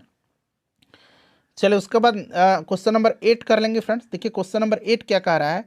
क्वेश्चन नंबर 8 कह रहा है यहाँ पर कि कौन सा इसमें से गलत है, ठीक है ना। आप पढ़िएगा और देखिए, यहाँ पर पूछा गया है कि कौन सा इसमें से गलत पूछा गया है। 8 नंबर में कौन सा गलत पूछा गया है? तो यहाँ पर सबसे पहले मैं आपको बता देता हूँ कि इसमें से गलत कौन सा है। तो देखिए, इसमें से पहला और तीसरा गलत है। पहला और तीसरा गलत है, क्योंकि लद्दाख जम्मू कश्मीर के पश्चिमी किनारे पर स्थित एक ठंडा रेगिस्तान है, पूर्वी भाग में है या बृहत हिमालय में स्थित है, ठीक है ना। ये गलत हो जाएगा। और यह वाला आपका सही दिया गया है। गंगोत्री हिमनद लद्दाख में पाया जाता है, नहीं, ये उत्तराखंड में है, ठीक है ना। तो इसलिए ये गलत है। तो पूछा गया गलत, तो पहला और तीसरा राइट आंसर होगा इसका। चलिए, उसके बाद देखिएगा इसका राइट आंसर क्या होगा। सही कथन यहाँ से चुनना है। तो लद्दाख के लोग ज़्यादातर बौद्ध हैं, लद्दाख के लोग ज़्यादातर बौद्ध हैं। तो अभी मैंने बताया था कि ज़्यादातर बौद्ध और मुसलमान हैं। हेमिस, थिक्से, से और लामायूरी यहाँ के प्रसिद्ध मठ हैं। बिल्कुल ये सही दिया गया, ठीक है ना। तो यहाँ पर ऑप्शन यहाँ पर 2 इसका आंसर दिया गया है कि दूसरा सही है। तो ज़्यादातर आपके बौद्ध और मुसलमान थे। चलिए उसके बाद देखिएगा आपका 7 कक्षा का अब आपका ये SCRT आ गया, ठीक है ना, SCRT अब आ गया। अब SCRT के हम लोग प्रश्नों को कवर कर लेंगे। चलिए फ्रेंड्स, उसके बाद हम लोग फिर आएंगे क्वेश्चन क्लास 8 के NCERT पर। चलिए प्रश्न है कि नीफे में होता है, नीफे में क्या होता है, नीफे में क्या होता है बताइए, राइट आंसर इसका क्या होगा। नीफे में होता है, बताइए नीफे में क्या होता है, राइट आंसर इसका क्या होगा। सियाल, सीमा, नीफे आपने पढ़ा है ना, तो नीफे में क्या होगा बताइए, राइट आंसर सभी लोग कमेंट करिए आंसर, नीफे में क्या होगा। करेक्ट आंसर सभी लोग कमेंट करिए, थोड़ा देर मैं रुक रहा हूं, आप लोग कमेंट करते रहिए आंसर, नीफे में क्या होगा बताइए। तो फ्रेंड्स इसमें आपका हो जाएगा लोहा, ठीक है ना, नीफे निकेल और लोहा। चलिए उसके बाद नेक्स्ट क्वेश्चन कर लेंगे। और सियाल में आपका सिलिकॉन और एल्युमिनियम, सीमा में सिलिकॉन और क्या, मैग्नीशियम, ठीक है। चलिए उससे भूपटपट्टी के ऊपरी जो हिस्सा है ये क्या कहलाता है, तो ऊपरी हिस्सा जो है ये आपका सियाल, ठीक है ना, सियाल, सीमा, नीफे। कोर है, कोर जो है ये आपका सबसे मतलब निचला भाग है, कोर है, ठीक है ना, कोर राइट आंसर हो जाएगा। भूपरपट्टी, फिर मेंटल और फिर कोर आएगा। तो यहाँ पर राइट आंसर आपका सबसे निचली परत हो जाएगा। पृथ्वी के बीच की परत को क्या कहा जाता है, तो इसको मेंटल कहा जाता है, अभी मैंने बताया था। सबसे ऊपर भूपरपट्टी है, ठीक है ना, यानी कि क्रस्ट है, फिर बीच में मेंटल और फिर नीचे कोर। चलिए उसके बाद देखिएगा कि बेसाल्ट किस प्रकार की चट्टान है। बेसाल्ट जो है ये किस प्रकार की चट्टान है, तो बेसाल्ट जो है ये आग्नेय चट्टान है, ठीक है ना। बेसाल्ट एक प्रकार की आग्नेय चट्टान है, ठीक है ना, बहिर्वेदी ज्वालामुखी आग्नेय चट्टान है। चलिए उसके बाद नेक्स्ट क्वेश्चन है कि चट्टानों के रूपांतरण में किसका योगदान होता है, चट्टानों के रूपांतरण में किसका योगदान होता है। चलिए बताइएगा राइट आंसर इसका क्या होगा, राइट आंसर इसका क्या होगा सभी लोग बताइए। तो यहाँ पर इसका करेक्ट आंसर हो जाएगा आपका तापमान, ठीक है ना, तापमान यहाँ पर करेक्ट आंसर हो जाएगा, ठीक है। तापमान में परिवर्तन के कारण चट्टानें गर्मी के साथ फैलती हैं और ठंडे के साथ सिकुड़ती है। चलिए उसके बाद नेक्स्ट क्वेश्चन है हमारा कि सेंधा नमक किस प्रकार का उदाहरण है, किस प्रकार के चट्टान का। सेंधा नमक जो है यह आपका बताइए राइट आंसर क्या हो जाएगा। तो फ्रेंड्स ये अवसादी चट्टान का, ठीक है ना, अवसादी चट्टान का। चलिए अवसादी चट्टान का नेक्स्ट क्वेश्चन कर लेंगे हम लोग।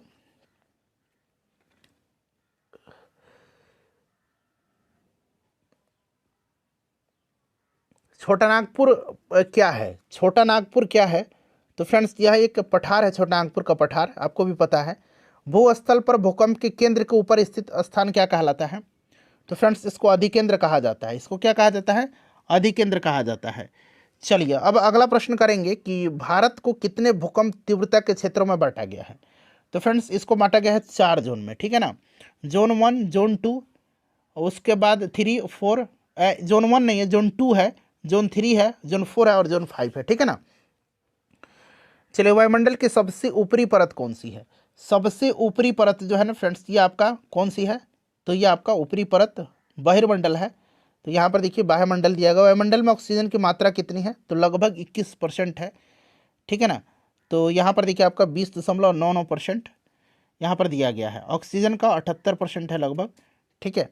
चलिए पहले कौन सा भाग गर्म होता है, पहले कौन सा भाग गर्म होता है, तो सबसे पहले पृथ्वी के स्थल की सतह गर्म होती है, ठीक है ना। चलिए उसके बाद नेक्स्ट क्वेश्चन है कि समताप में उपस्थित ओजोन ग्रह को रहने योग्य बनाता है, जबकि किस परत में उपस्थित ओजोन जलन पैदा करने के रूप में कार्य करता है और स्वास्थ्य समस्याओं का कारण बनता है।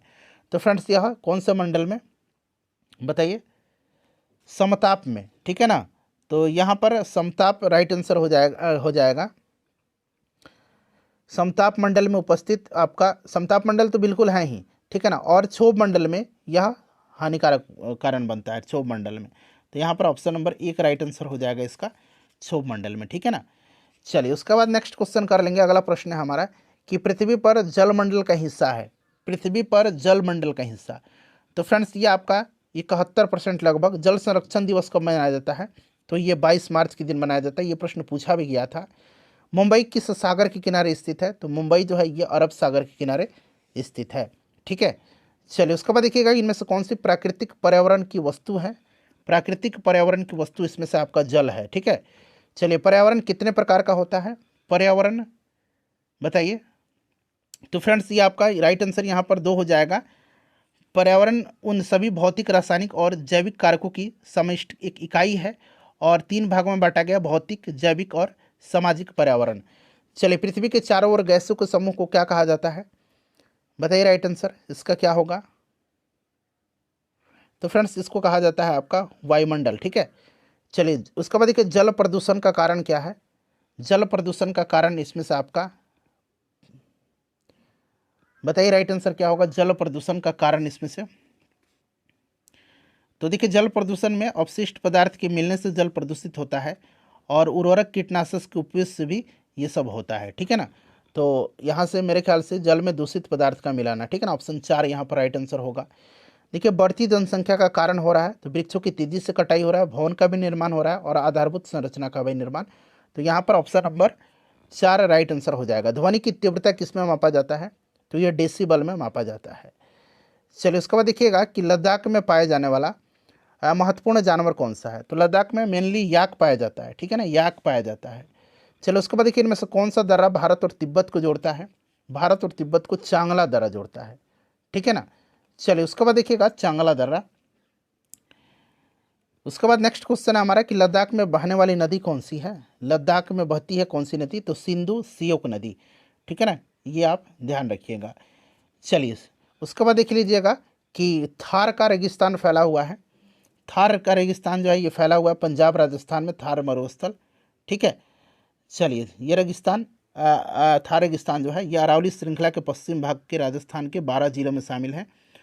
चलिए उसके बाद नेक्स्ट क्वेश्चन है, और भारत के पंजाब, हरियाणा, गुजरात, राजस्थान और पाकिस्तान के पंजाब और सिंध प्रांत तक फैला हुआ है थार। थार प्रदेश में पाया जाने वाला खनिज कौन सा है, तो यहाँ पर राइट आंसर इसका संगमरमर और जिप्सम हो जाएगा, ठीक है ना। चलिए उसके बाद देखिएगा कि रेगिस्तान का जहाज किसे कहा जाता है, तो ये ऊँट को कहा जाता है रेगिस्तान का जहाज।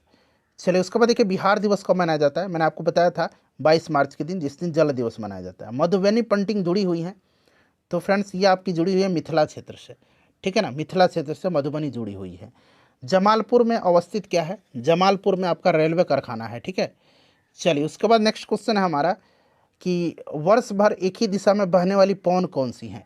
वर्ष भर एक ही दिशा में बहने वाली जो पवन है वो कौन सी हैं, यह अस्थायी पवन है, ठीक है। जलवाष्प का जल रूप में बदलने की प्रक्रिया क्या कहलाती है, इसको संघनन कहा जाता है, इसको संघनन कहा जाता है। कैटरीना क्या है, कैटरीना हरिकेन है ये, ठीक है ना, यह एक चक्रवात है, इस चीज़ को आप ध्यान रखिएगा। चलिए उसके बाद नेक्स्ट क्वेश्चन है हमारा कि वर्ष 2010 में भारत में कितने चक्रवात आए। तो ये बहुत पुराना क्वेश्चन हो गया, इसका कोई मतलब नहीं है, ठीक है। चलिए फ्रेंड्स अब हम लोग जो क्लास 8 का एनसीईआरटी है उसको पहले कवर करते हैं, फिर हम लोग क्लास 8 के बाद हम लोग उसके बाद क्लास 8 के एससीईआरटी को कवर करेंगे, ठीक है ना। चलिए थोड़ा सा जूम कर देता हूँ। पहला अध्याय देखिएगा कि वैसे संसाधन जिसका एक ही बार उपयोग संभव हो और भंडार सीमित हो उसको क्या कहा जाता है। चलिए बताइए इसका राइट आंसर क्या होगा फ्रेंड्स, सभी लोग आंसर कमेंट करिएगा। तो फ्रेंड्स उनको कहा जाता है अनवीकरणीय, नॉन रिन्यूएबल कहा जाता है, ठीक है ना। चलिए प्रौद्योगिकी संस्थान है, प्रौद्योगिकी संस्थान मानव निर्मित है, यहाँ पर ऑप्शन 1 राइट आंसर हो जाएगा। मानव निर्मित संसाधन होते हैं, प्रौद्योगिकी संसाधन, संस्थान नहीं संसाधन, ठीक है ना, गलत मैंने पढ़ दिया था, ये आपके मानव निर्मित हैं, ठीक है ना। वैसे संसाधन जिनकी प्रकृति शीघ्रता से नवीकरण कर लेता है वह क्या कहलाता है, तो फ्रेंड्स उसको कहा जाता है नवीकरणीय कहा जाता है, ठीक है ना, रिन्यूएबल कहा जाता है। चलिए रिन्यूएबल में अगर हम बात करते हैं तो सौर ऊर्जा, पवन ऊर्जा, भूतापीय ऊर्जा ये सब आते हैं। नवीकरणीय संसाधन का उदाहरण निम्न में से कौन सा नहीं है, तो इसमें से आप देख सकते हैं कोयला नहीं है, ठीक है ना, कोयला इसमें से आपका नहीं है, इस चीज़ को आप ध्यान रखिएगा। चलिए फ्रेंड्स अगला प्रश्न कि प्रत्येक वस्तु जिसका उपयोग आवश्यकताओं को पूरा करने के लिए किया जाता है उसको क्या कहते हैं, तो उसको हम लोग संसाधन कहते हैं। क्या कहते हैं उसको, संसाधन कहते हैं। निश्चित स्थानों में पाए जाने वाले संसाधन को कहते हैं संसाधन, न यहाँ पर दिया गया है, तो फ्रेंड्स उसको क्या कहा जाता है, स्थानिक संसाधन कहा जाता है, स्थानिक संसाधन। निम्न में से कौन स्थानिक संसाधन नहीं है, स्थानिक संसाधन इसमें से कौन सा नहीं है, तो यहाँ पर देखिए जल जो है ये एक स्थानिक संसाधन नहीं है, यह एक अक्षय संसाधन होता है और इसका बार बार इस्तेमाल किया जा सकता है क्योंकि यह प्राकृतिक रूप से प्रतिस्थापित हो जाता है। देखिए, किसी विचार अथवा आविष्कार पर एकमात्र अधिकार को क्या कहते हैं? तो फ्रेंड्स, उसको पेटेंट कहा जाता है। देखिए, निम्नलिखित में से किस प्राकृतिक संसाधन को दबी हुई धूप कहा जाता है? दबी हुई धूप कहा जाता है किसको? तो फ्रेंड्स, ये कोयला को कहा जाता है। ठीक है ना, कोयला को कहा जाता है दबी हुई धूप। चलिए, कोयला राइट आंसर हो जाएगा। चलिए, उसके बाद नेक्स्ट क्वेश्चन कर लेंगे कि ज्वारीय एवं तरंग ऊर्जा उत्पादन हेतु भारत के अधिक अनुकूल परिस्थितियाँ कहाँ पाई जाती हैं? तो फ्रेंड्स, ये पाई जाती है कहाँ पर? तो ये पाई जाती हैं आपकी कहाँ पर? खंभात की खाड़ी में। ठीक है ना, खंभात की खाड़ी में, गुजरात में खंभात में। चलिए, तो यहाँ पर देखिए खंभात की खाड़ी हो जाएगी। उसके बाद देखिएगा कि निम्नलिखित कथन पर विचार करना है और यहाँ से आपको राइट आंसर चुन करके बताना है। ठीक है ना, राइट आंसर आपको चुन करके बताना है। चलिए, बताइए इसमें से करेक्ट आंसर इसका क्या होगा? सही आंसर चुन करके आपको बताना है। देखिए, नवीकरणीय संसाधन वो होते हैं जो जल्दी से नवीकृत या पुनः पूर्ति कर लिए जाते हैं। बिल्कुल सही है। और सभी नवीकरणीय संसाधन मानव गतिविधियों द्वारा असीमित और अप्रभावित है, ऐसा बिल्कुल नहीं है। तो यहाँ पर पूछा गया कौन सा इसमें से सही है, तो केवल एक जो होगा यहाँ पर राइट आंसर हो जाएगा। देखिए, निम्नलिखित पर विचार करें और कौन सा इसमें गैर नवीकरणीय संसाधन है? कौन सा इसमें से गैर नवीकरणीय संसाधन है? तो यहाँ पर देखिए कोल हो जाएगा, उसके बाद आपका पेट्रोलियम हो जाएगा और प्राकृतिक गैस हो जाएगा। तो दो ऑप्शन हो जाएगा, 1, 2 और 4 राइट आंसर हो जाएगा। ठीक है ना। चलिए, उसके बाद देखिएगा क्वेश्चन नंबर 13 है यहाँ पर, और यहाँ से सही कथन आपको चुन करके बताना है। ठीक है ना। चलिए, संसाधनों का सावधानीपूर्वक उपयोग करना और उन्हें नए सिरे से विकसित करने का समय देना सतत विकास कहलाता है। तो देखिए, संसाधनों का सावधानीपूर्वक उपयोग करना और उन्हें नवीकृत होने के लिए समय देना, ये संसाधन संरक्षण कहलाता है, सतत विकास नहीं कहलाता है। भविष्य के लिए संसाधनों का संरक्षण करना संसाधन संरक्षण कहलाता है। भविष्य के लिए उन्हें संरक्षित करना, आवश्यकता को संतुलित करने को अस्थायी विकास कहा जाता है। तो यहाँ पर ये भी गलत हो गया, तो न तो 1 न तो 2 यहाँ पर राइट आंसर हो जाएगा। चलिए, उसके बाद देखिएगा कि विश्व वन दिवस जो है कब मनाया जाता है? तो फ्रेंड्स, ये मनाया जाता है 21 मार्च के दिन। ठीक है। झारखंड में कितनी प्रतिशत भूमि पर वन फैला हुआ है? तो ये झारखंड पर पिछले बार जो वन रिपोर्ट आया था उसके अनुसार 29.76%। तो यहाँ पर देखिए 29% लगभग दिया गया है। बिहार में मैंने आपको बता ही दिया 7.84%। उसके बाद देखिए अलवन जल पृथ्वी पर कितना प्रतिशत है अलवन? तो फ्रेंड्स, ये आपका 2.5% है। कितना है? 2.5% है। इसको आप ध्यान रखिएगा। ठीक है ना। माना अलवन यानी कि मीठा पानी है 2.5%। चलिए, उसके बाद देखिएगा कि रेगुर मिट्टी किसको कहा जाता है? रेगुर मिट्टी काली मिट्टी को कहा जाता है और इसमें कपास की खेती होती है। ठीक है ना फ्रेंड्स। और ये मध्य प्रदेश, महाराष्ट्र, तेलंगाना, कर्नाटक, गुजरात, आंध्र प्रदेश और तमिलनाडु में ये पाया जाता है। देखिए, बेतला राष्ट्रीय उद्यान जो है ये झारखंड के किस जिला में है? तो बेतला याद रखिएगा ये झारखंड में है और ये झारखंड के लातेहार में है। ठीक है। चलिए, मृदा निर्माण के कारक कौन से हैं? मृदा निर्माण के कारक कौन से हैं बताइए? तो जलवायु मृदा निर्माण का सबसे महत्वपूर्ण सक्रिय कारक है। ठीक है ना। और मृदा के विकास में जो संलग्न विभिन्न जो जल अवायु तत्व हैं, जैसे कि आपका वर्षा, वाष्पीकरण की बारंबारता, ठीक है, या आर्द्रता, तापकरण, ये सब भी होता है। लेकिन यहाँ पर आपका जलवायु राइट आंसर होगा। मृदा संरक्षण की विधियाँ कौन सी हैं? मृदा संरक्षण की विधियाँ इनमें से कौन सी हैं? तो फ्रेंड्स, यहाँ पर आपका समुच्च रेखीय जुताई राइट आंसर हो जाएगा। ठीक है ना। समुच्च रेखीय जुताई मृदा के संरक्षण का एक आपका तरीका है और यह इसकी ऊंचाई के अनुरूप समुच्च रेखाओं का अनुसरण करते हुए ढलान के अनुदिश रोपण की एक कृषि पद्धति है। तो यहाँ पर ऑप्शन 3 राइट आंसर हो जाएगा। पृथ्वी का नीला ग्रह, पृथ्वी को नीला ग्रह क्यों कहा जाता है? तो इसको इसलिए कहा जाता है नीला ग्रह। इसका कारण क्या है? नीला ग्रह इसलिए कहा जाता है क्योंकि पृथ्वी की सतह पर लगभग जो है मतलब इसका ज़्यादातर हिस्सा पानी से ढका हुआ है। तो यहाँ पर राइट आंसर इसका क्या होगा फ्रेंड्स? तो यहाँ पर देखिएगा कि 2/3 हिस्सा इसका आपका ढका हुआ है। चलिए, उसके बाद देखिए विश्व की कितने प्रतिशत भूमि कृषि योग्य है? विश्व की पूछा गया है। तो आपका विश्व की लगभग 11% भूमि। ठीक है ना। चलिए, उच्च तापमान और अधिक वर्षा वाले क्षेत्रों में कैसी मृदा पाई जाती है? तो वहाँ पर लेटराइट मिट्टी पाई जाती है। ठीक है ना। लेटराइट मिट्टी वहाँ पर पाई जाती है। इस चीज़ को आप ध्यान रखिएगा।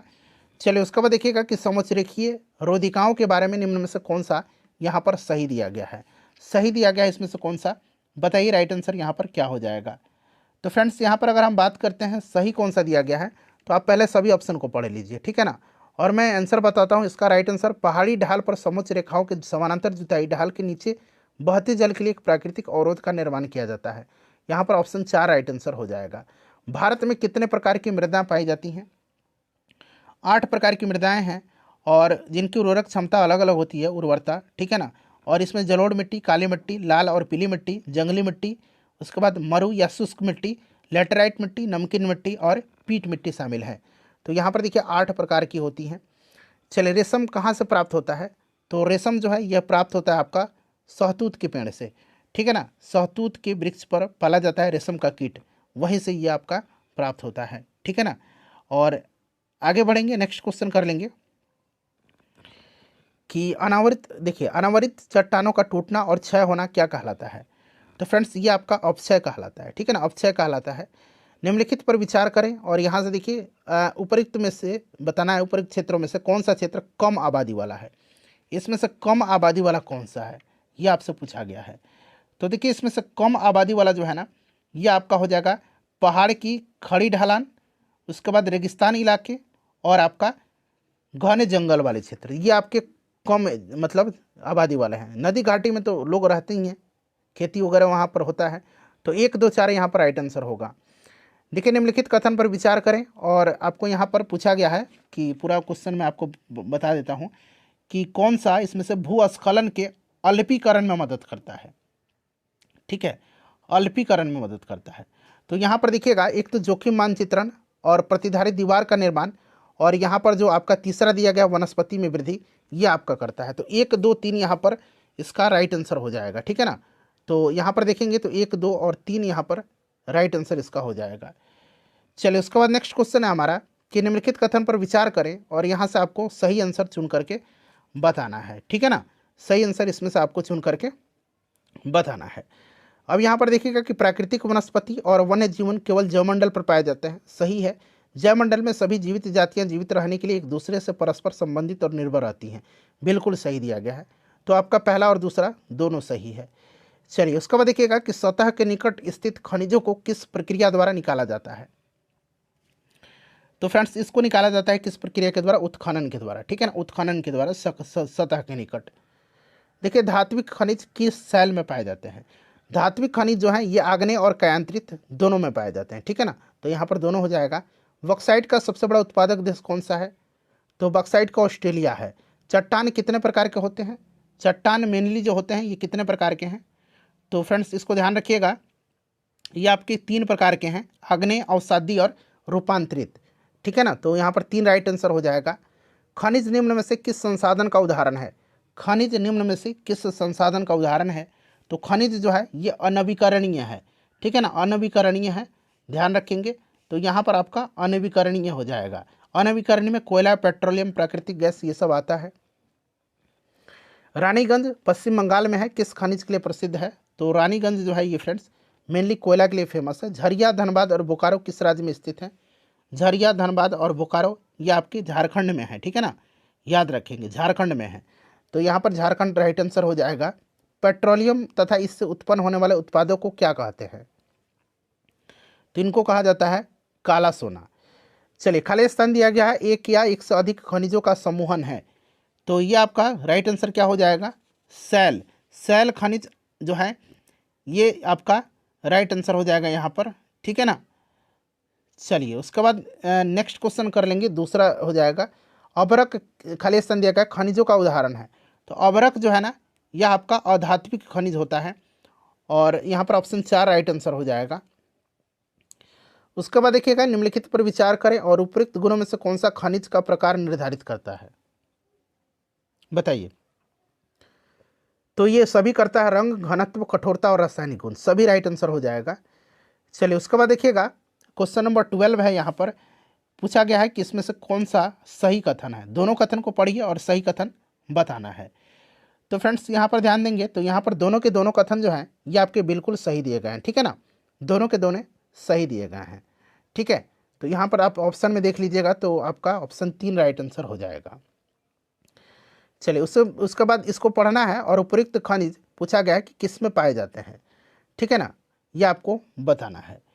चलिए, तो यहाँ पर देखिएगा ये आपका यहाँ पर देखिए कि उत्तरी स्वीडन में लौह अयस्क, ओंटारियो कनाडा में कॉपर और निकेल के निक्षेप, दक्षिण अफ्रीका में लोहा, निकेल और क्रोमाइट और प्लेटिनम उपर्युक्त खनिज जो है पाए जाते हैं।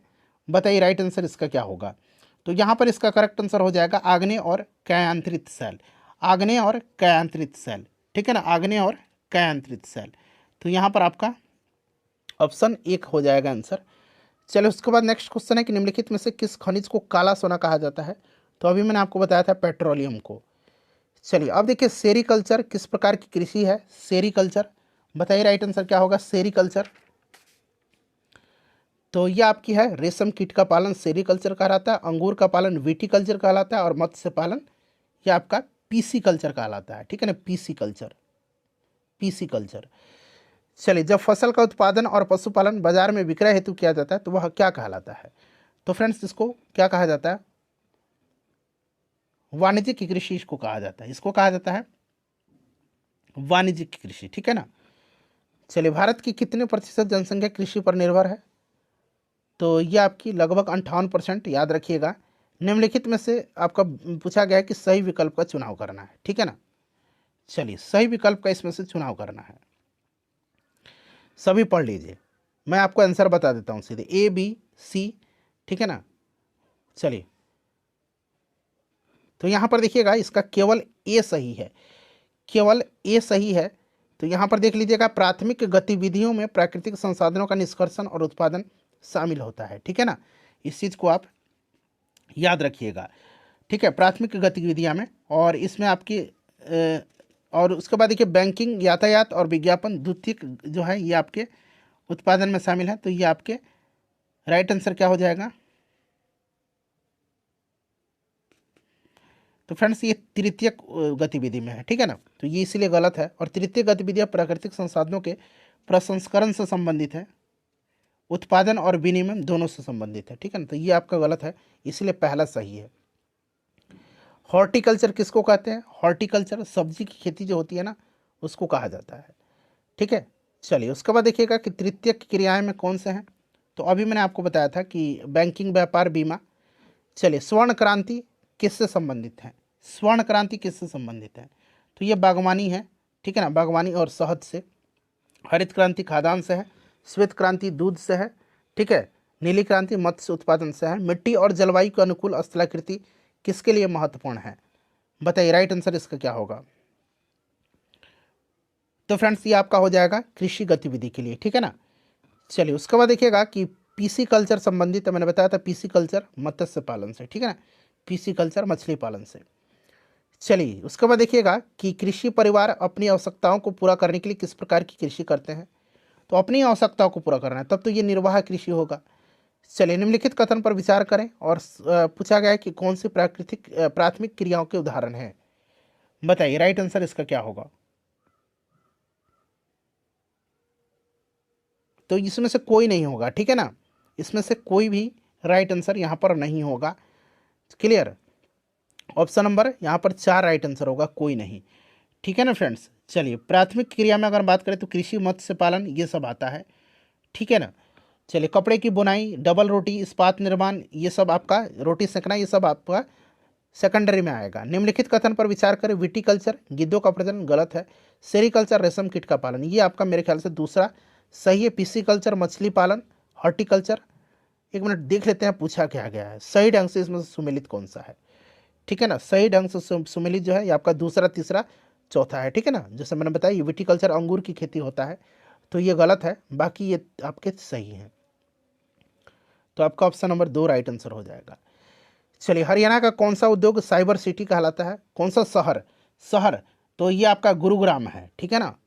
चलिए उसके बाद देखिए कौन सा उद्योग विश्व के प्राचीनतम उद्योगों में से एक है।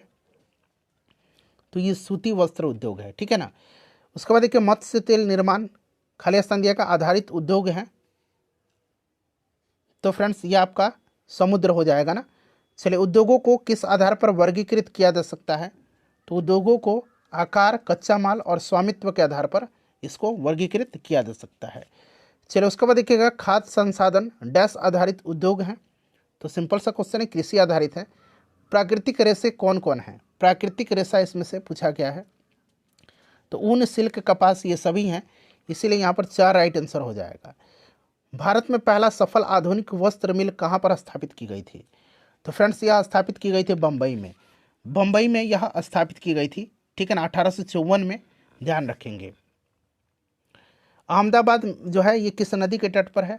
अहमदाबाद साबरमती नदी के तट पर है। हैदराबाद मूसी नदी के तट पर है। निम्नलिखित में से कौन सा रसायन आधारित उद्योग है? तो इसमें से आपका रेसा राइट आंसर हो जाएगा, ठीक है ना, यह एक रसायन आधारित उद्योग है।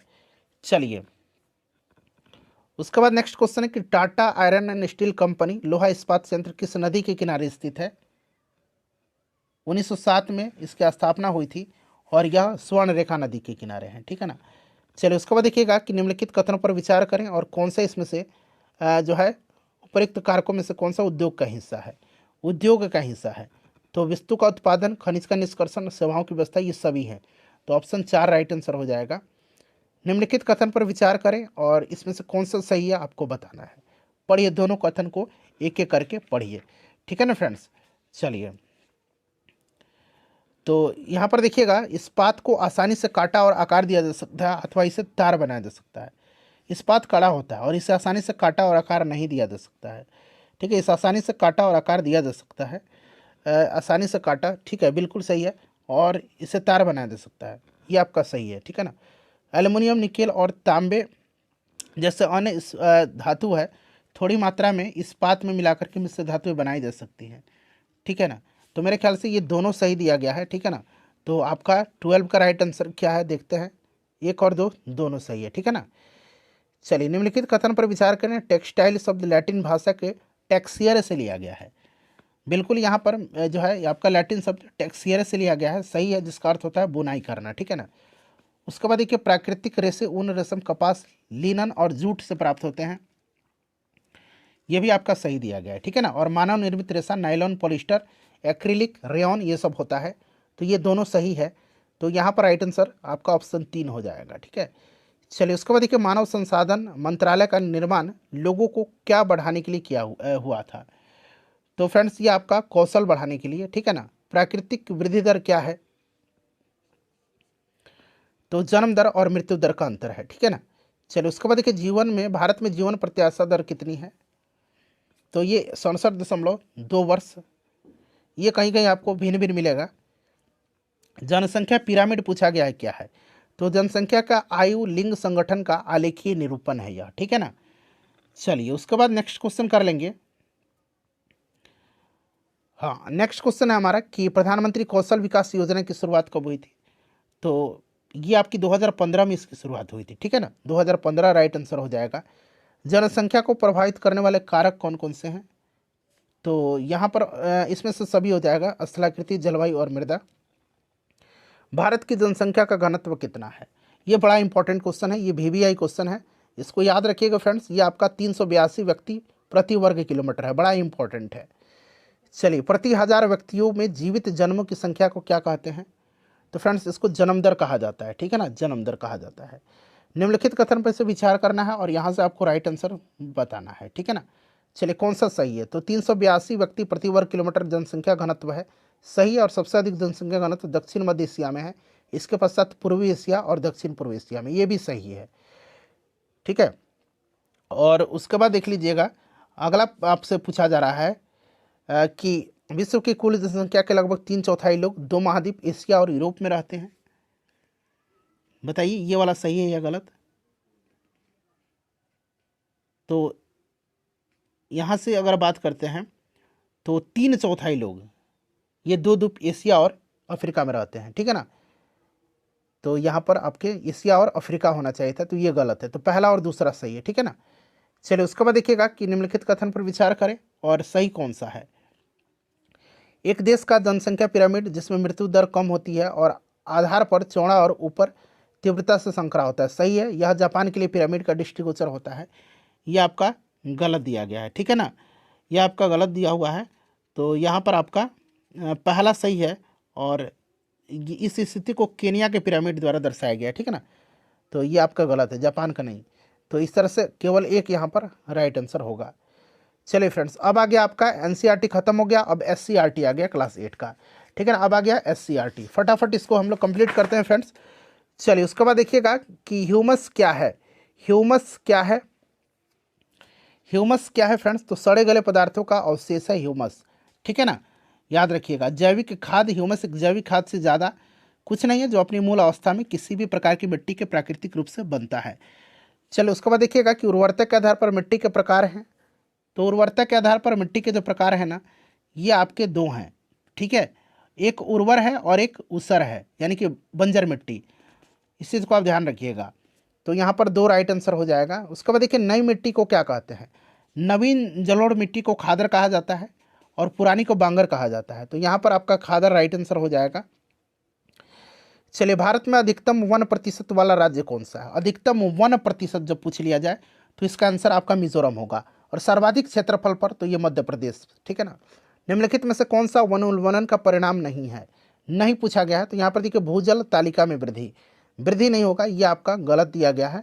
चलिए उसके बाद देखिए, उष्ण कटिबंधीय पतझड़ वन में कितना सेंटीमीटर वर्षा होता है? तो फ्रेंड्स 100 से 200 सेंटीमीटर, ठीक है ना। 100 से 200 सेंटीमीटर याद रखिएगा। चलिए, तो यहाँ पर राइट आंसर ऑप्शन नंबर यहाँ पर आपका 1 हो जाएगा। चलिए उसके बाद देख लीजिएगा कि लौह युक्त खनिज कौन सा है? इसमें से लौह युक्त खनिज जो है ये मैग्नीज है। अलौह खनिज कौन सा है? इसमें से अलौह खनिज। तो फ्रेंड्स इसमें से सभी हो जाएगा ना, ठीक है। चलिए उसके बाद नेक्स्ट क्वेश्चन हमारा कि मैग्नीज उत्पादन में विश्व में प्रथम देश कौन सा है? तो ये चाइना है। उसके बाद देख लीजिएगा कि लिग्नाइट में कार्बन की मात्रा प्रतिशत कितनी है? बताइए, लिग्नाइट में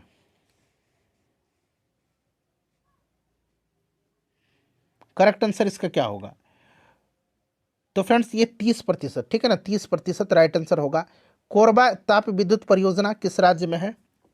30 से 40% होती है लिग्नाइट में, इस चीज़ को आप ध्यान रखिएगा, ठीक है ना, 30 से 40%। तो कोरबा जो है ये कहाँ पर है फ्रेंड्स? कोरबा छत्तीसगढ़ में स्थित है, ठीक है। छत्तीसगढ़ राइट आंसर होगा। चलिए, गहन खेती से तात्पर्य क्या है? गहन खेती से क्या तात्पर्य है बताइए, राइट आंसर इसका क्या होगा? गहन खेती से एक साथ कई फसलों को लगाना, ठीक है ना, ये गहन खेती है, याद रखिएगा। चलिए, किसान साधारण औजारों और अधिक श्रम का उपयोग करके भूमि के एक छोटे से भूखंड पर खेती करता है। गहन कृषि में कम जमीन पर काफ़ी फसलें उगाई जा सकती है, ठीक है ना। चलिए उसके बाद नेक्स्ट क्वेश्चन है कि चाय उत्पादन के लिए तापमान चाहिए? तो फ्रेंड्स ये 20 से 30 डिग्री का तापमान चाहिए, ठीक है ना, 20 से 30 डिग्री ध्यान रखेंगे। चलिए, और 35 से ऊपर का जो तापमान होता है और 10 डिग्री सेंटीग्रेड से नीचे का, वो इसके लिए हानिकारक होता है। तो यहाँ पर हम लोग 20 से 30 जा सकते हैं। उसके बाद देखिएगा कि इनमें से एक ऐसी भूसंपत्ति जहाँ बिक्री के लिए नगदी फसल उगाई जाती है, उसे किस रूप में जाना जाता है? उसे किस रूप में जाना जाता है? उसको बागानी खेती कहा जाता है, ठीक है ना, उसको बागानी कहा जाता है। चलिए उसके बाद नेक्स्ट क्वेश्चन आ गया कि उद्योग का संबंध किस प्रकार की गतिविधि से है? उद्योग जो है ना, यह आपकी आर्थिक गतिविधि से संबंधित है, ठीक है। चलिए उसके बाद देखिए, भूमिका के आधार पर उद्योगों को कितने भागों में बांटा गया है? तो उद्योगों को 2 भाग में बांटा गया है। एक आधारभूत उद्योग है, ठीक है ना, और दूसरा उपभोक्ता उद्योग है। आधारभूत उपभोग उद्योग और उपभोक्ता उद्योग, तो ये 2 राइट आंसर हो जाएगा। चलिए उसके बाद एक मिनट रुक जाइए, 2 भागों में बांटा गया है, ठीक है ना। चलिए उसके बाद नेक्स्ट क्वेश्चन कर लेंगे, भूमिका के आधार पर उद्योगों को कितने भागों में बांटा गया? तो भूमिका के आधार पर 2 भाग में बांटा गया है। चलिए फ्रेंड्स, नेक्स्ट क्वेश्चन कर लेंगे कि पूंजी निवेश के आधार पर उद्योगों को कितने भागों में बांटा गया है? तो पूंजी निवेश के आधार पर 4 भाग में बांटा गया है। और ये 4 भाग कौन कौन से हैं? तो ये बृहद उद्योग है, मध्यम उद्योग है, लघु उद्योग है और कुटीर उद्योग है। चलिए उसके बाद देखिएगा कि बर्नपुर लौह इस्पात केंद्र किस राज्य में स्थित है? बर्नपुर जो है ना, ये कहाँ पर है? तो फ्रेंड्स ये आपका पश्चिम बंगाल में है, ठीक है ना, पश्चिम बंगाल में है बर्नपुर। चलिए उसके बाद नेक्स्ट क्वेश्चन है कि राउरकेला इस्पात संयंत्र किस देश की मदद से बना था? राउरकेला उड़ीसा में है और यह बना था किसके से? तो ये याद रखेंगे, यह बना था आपके जर्मनी के सहयोग से, ठीक है ना, जर्मनी के सहयोग से। चलिए फ्रेंड्स, उसके बाद नेक्स्ट क्वेश्चन कर लेंगे कि बोकारो स्टील प्लांट संयंत्र की स्थापना पूछा गया है। तो इसकी स्थापना, बोकारो स्टील प्लांट की स्थापना 1964 में तत्कालीन सोवियत संघ के सहयोग से की गई थी। तो यहाँ पर ऑप्शन 1 राइट आंसर हो जाएगा। उसके बाद देखिएगा कि रेशे से धागा बनाने की प्रक्रिया क्या कहलाती है? रेशे से धागा बनाने की प्रक्रिया क्या कहलाती है? तो फ्रेंड्स इसको कताई कहा जाता है, ठीक है ना, इसको कताई कहा जाता है। चलो उसके बाद नेक्स्ट क्वेश्चन है हमारा कि सिल्क का उत्पादन बिहार के किस जिले में होता है? तो बिहार का सिल्क सिटी कहा जाता है भागलपुर को। नेक्स्ट देखिए, देश में कपड़े की मिल सबसे पहले कहाँ पर लगाई गई थी? तो 1854 में ये लगाई गई थी। बॉम्बे स्पिनिंग एंड वीविंग मिल की स्थापना हुई थी। कावासाजी नाना भाई डाबर ने किया था, ठीक है। तो यहाँ पर आपका बम्बई हो जाएगा। चलो उसके बाद देखिएगा कि वाईफाई का फुल फॉर्म क्या है? चैप्टर का नाम है सूचना प्रौद्योगिकी उद्योग, ठीक है ना। तो इसका मतलब होता है आपका क्या होगा फ्रेंड्स, बताइए। तो ये आपका वायरलेस फिडेलिटी होगा। उसके बाद जीपीएस का फुल फॉर्म, तो जीपीएस का फुल फॉर्म होता है ग्लोबल पोजिशनिंग सिस्टम, ठीक है ना। चलो उसके बाद देखिएगा कि प्रयागराज हल्दिया जलमार्ग को किस रूप में जाना जाता है? तो फ्रेंड्स इसको जाना जाता है राष्ट्रीय जलमार्ग 1 के नाम से, ठीक है ना, राष्ट्रीय जलमार्ग 1 के नाम से। उसके बाद देखिए एक्सप्रेसवे नामक सड़क की शुरुआत कब की गई थी? तो 2002 में की गई थी। इसकी शुरुआत 2002 में की गई थी, ठीक है ना। चलिए उसके बाद नेक्स्ट क्वेश्चन है कि स्वर्णिम चतुर्भुज क्या है? तो स्वर्णिम चतुर्भुज जो है फ्रेंड्स यह एक राष्ट्रीय राजमार्ग परियोजना है, ठीक है ना। चलिए उसके बाद देखिए भारत में व्यवस्थित जनगणना कब शुरू हुई थी? वैसे 1872 में की गई थी, लेकिन नियमित जनगणना 1881 में लॉर्ड रिपन के समय में हुई थी। प्रत्येक 10 वर्ष पर जनगणना होती है। बिहार का सर्वाधिक घनत्व वाला जिला कौन सा है? तो फ्रेंड्स ये शिवहर है, ठीक है ना, शिवहर यहाँ पर राइट आंसर हो जाएगा। बिहार में सबसे कम साक्षरता वाला जिला, आज ही मैंने बिहार स्पेशल में ये कराया हुआ है, ठीक है ना, पूर्णिया। चलो उसके बाद देखिएगा कि टैगा वन निम्नलिखित में से किस देश में है टैगा वन पाया जाता है? तो देखिए टैगा वन जो पाया जाता है ना, ये आपके रूस में पाया जाता है, ठीक है ना। टैगा वन साइबेरिया में सबसे बड़ा वन है। तो ये कनाडा और अलास्का के अधिकांश क्षेत्रों को घेरता है। तो यहाँ पर देखिएगा आपका रसिया राइट आंसर हो जाएगा। भारत की सबसे पुरानी लिपि क्या है? भारत की सबसे पुरानी लिपि ये ब्राह्मी लिपि है, ठीक है ना फ्रेंड्स। चलिए उसके बाद देखिए इंडो आर्यन भाषा बोली जाती है। तो ये आपका पाकिस्तान, नेपाल, श्रीलंका इन सब में राइट आंसर हो जाएगा, ठीक है ना। चलिए उसके बाद देखिएगा नेक्स्ट क्वेश्चन है कि उत्तर एशिया किस देश का भौगोलिक क्षेत्र है? उत्तर एशिया किस देश का भौगोलिक क्षेत्र है, बताइए। उत्तर एशिया या उत्तरी एशिया, जिसको कि साइबेरिया भी कहा जाता है, एशिया का उत्तरी क्षेत्र है जो भौगोलिक दृष्टि से परिभाषित है और रूस के एशियाई भाग के साथ व्यापक रूप से ये संबद्ध है, ठीक है। संसार का छत किसको कहा जाता है? तो ये आपके पामीर के पठार को, तिब्बत के पठार को, ठीक है ना। चलिए उसके बाद देखिएगा कि रेखा ग्राफ में क्या दर्शाया जा सकता है? रेखा ग्राफ में क्या दर्शाया जा सकता है? तो तापमान, जनसंख्या वृद्धि और मृत्यु दर सभी को इसमें दर्शाया जा सकता है, ठीक है ना। तो ऑप्शन नंबर 4 हो जाएगा। दंड आरेख को किस रूप में प्रदर्शित किया जाता है? दंड आरेख को अथवा बार चार्ट को, ठीक है ना, इसको एकविम आरेख जो है, इसको एकविम आरेख है या एक प्रमुख है, और इसमें से आपका आयताकार राइट आंसर हो जाएगा, ठीक है ना। चलिए उसके बाद नेक्स्ट क्वेश्चन कर लेंगे कि वृत्त आरेख को प्रदर्शित करने के लिए किसका प्रयोग करते हैं? तो फ्रेंड्स वृत्ताकार आरेख कितने प्रकार के होते हैं? आरेख कितने प्रकार के होते हैं? तो फ्रेंड्स ये 3 प्रकार के होते हैं, एक बीमीय आरेख, द्विबीमीय आरेख और त्रिबीमीय आरेख, ठीक है ना। तो ये 3 प्रकार के होते हैं। चलिए तो फ्रेंड्स ये आपका क्लास 6 to 8 SCRT NCRT मैंने कंप्लीट करा दिया और ज्योग्राफी कंप्लीट कराया, हिस्ट्री भी हो गया है। नेक्स्ट हमारा होगा आपका नागरिक शास्त्र, पॉलिटिकल साइंस, ठीक है ना। इसको कल कंप्लीट करा दिया जाएगा। वीडियो को लाइक कर दीजिए और फ्रेंड्स प्लीज़ इसको शेयर